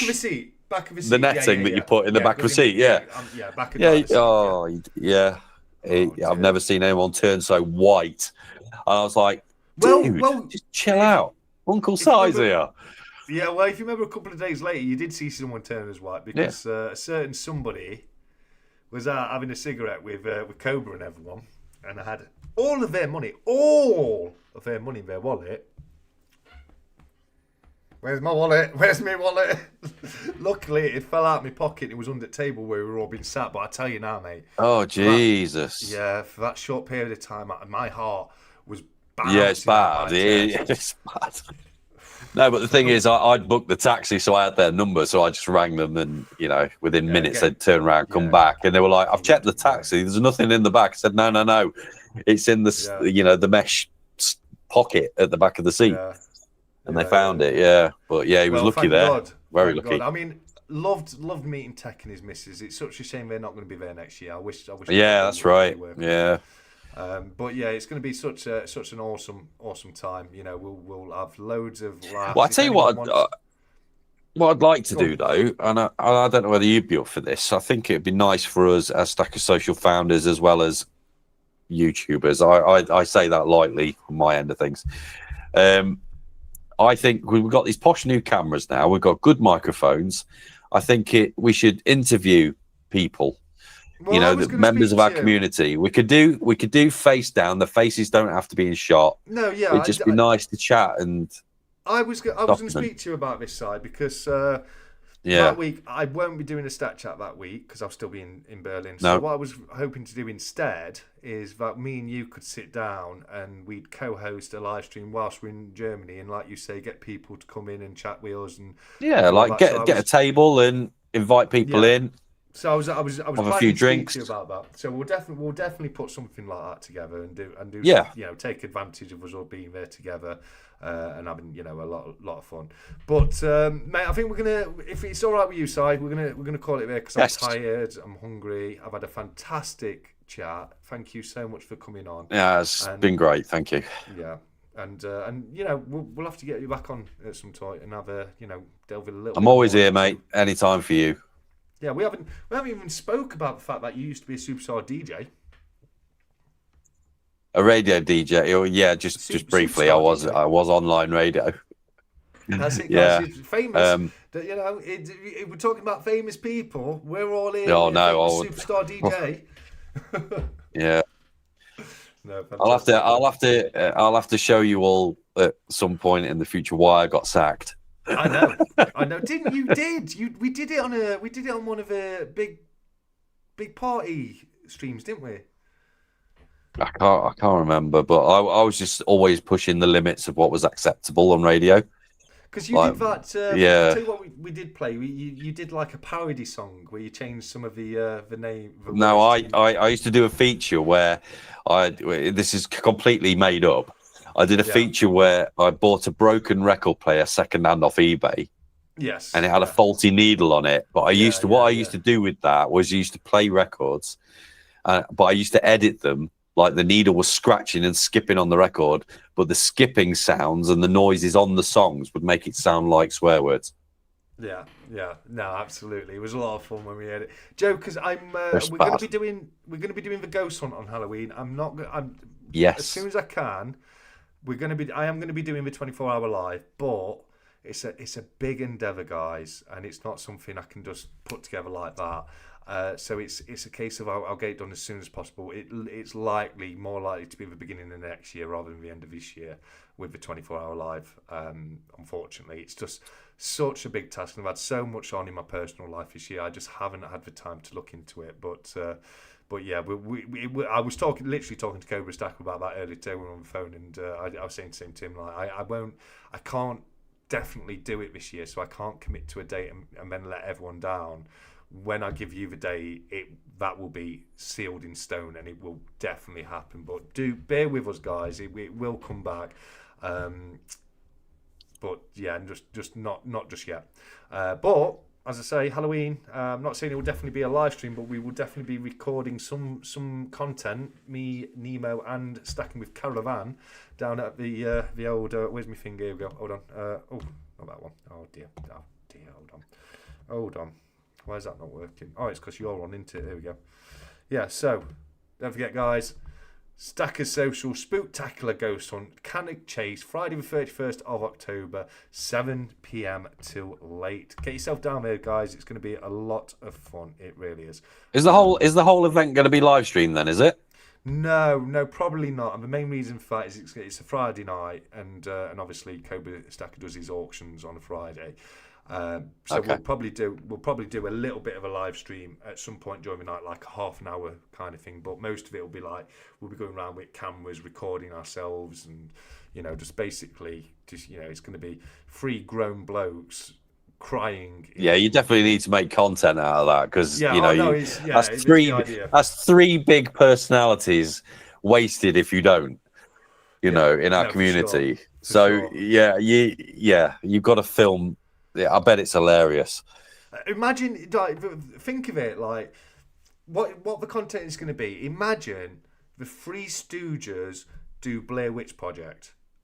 Yeah, that's what you can end up with, guys. I promise you. Yeah, I promise exactly you. that.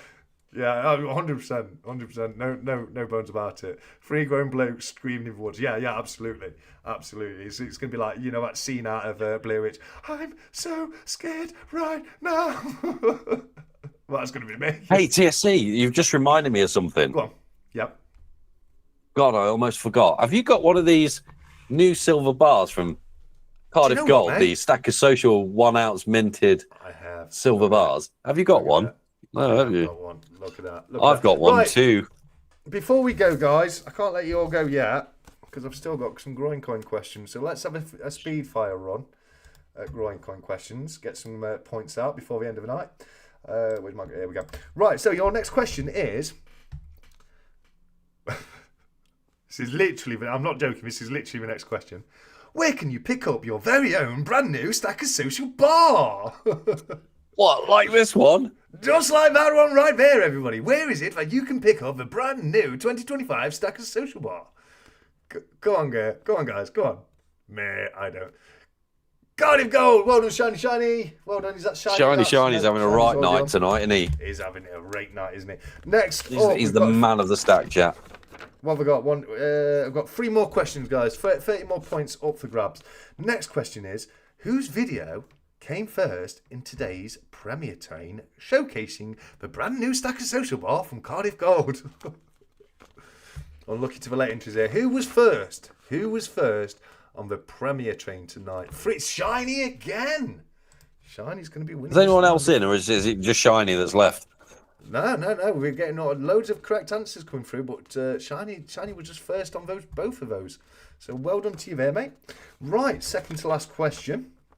Which mint produced the copper bar shown in the video I released earlier today? Which mint was it? I will take the abbreviation. I'd rather have the full name, but I will take abbreviations. Come on, guys. Who was it? Who was it? Who was paying attention? Shiny is a cheat. It's not a cheat. It's not cheating. It's not Cardiff Gold. No, not that bar. The copper bar. The copper bar. Not the silver bar. The copper bar. Who was it? What do you mean? Not this one. No. Not this silver bar. Not this one. Not this one, guys. Not that one. No, well done, Baron. Baron again. Baron's storming. It's between Baron and Shiny at this rate. Oh, God, no, it's Baron. Baron's on 80. Baron's on 80. I've only just given away a bloody ounce of silver last week for this, guys. I don't know. Right.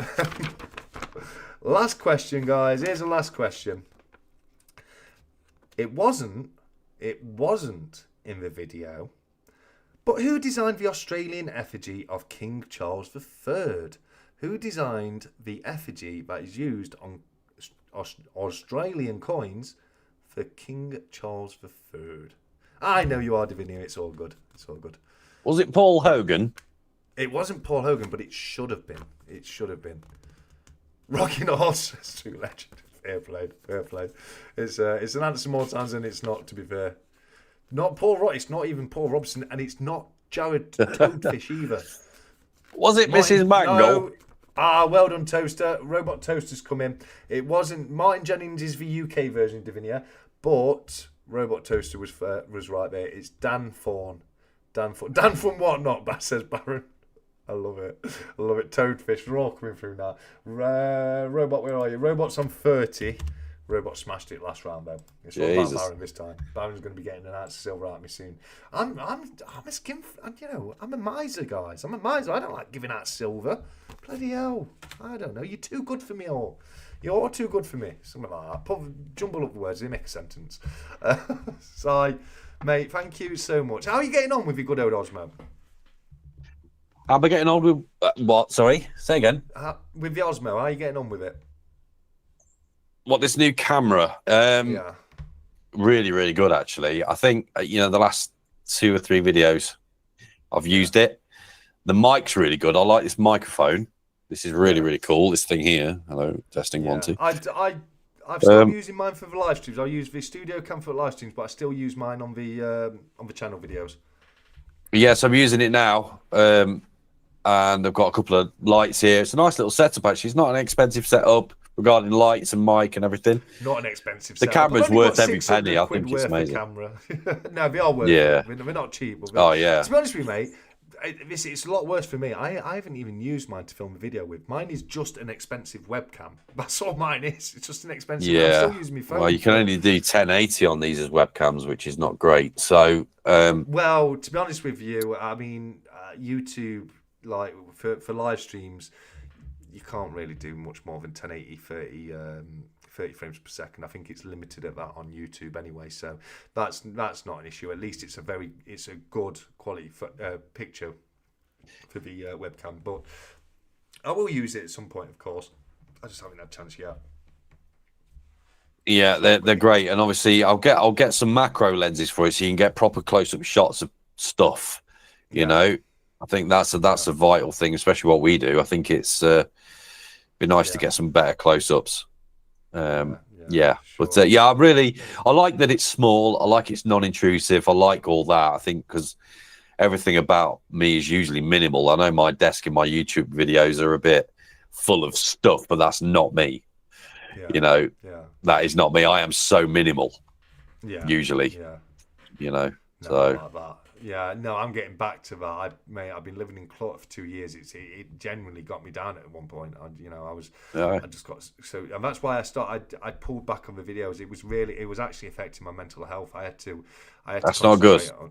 No, it wasn't. I had to concentrate on the house a lot more, and I'm getting more up to speed with it, which is why I'm now starting to put out the videos a little bit more. But I was every room just had stuff just bundled into it, and when I tidied a room, like I was playing pass the parcel with my stuff. So I'd tidy one room by putting all the stuff into a different room, and then that room would be just full of clutter. I'd go into there, and it's basically just been pass the parcel room to room to room while it's whittled it down. And now it's to a point where I've just got the spare bedroom just needs a few bits taken out of that, putting into the attic, and the lounge downstairs it's got a few bits that needs sorting, but as soon as I've done that, I'm decorating at long last. I can't wait Good to man. actually start decorating my own house, you know what I mean? But You'll feel a lot better when you've done that, 100%. So, yeah, fair play.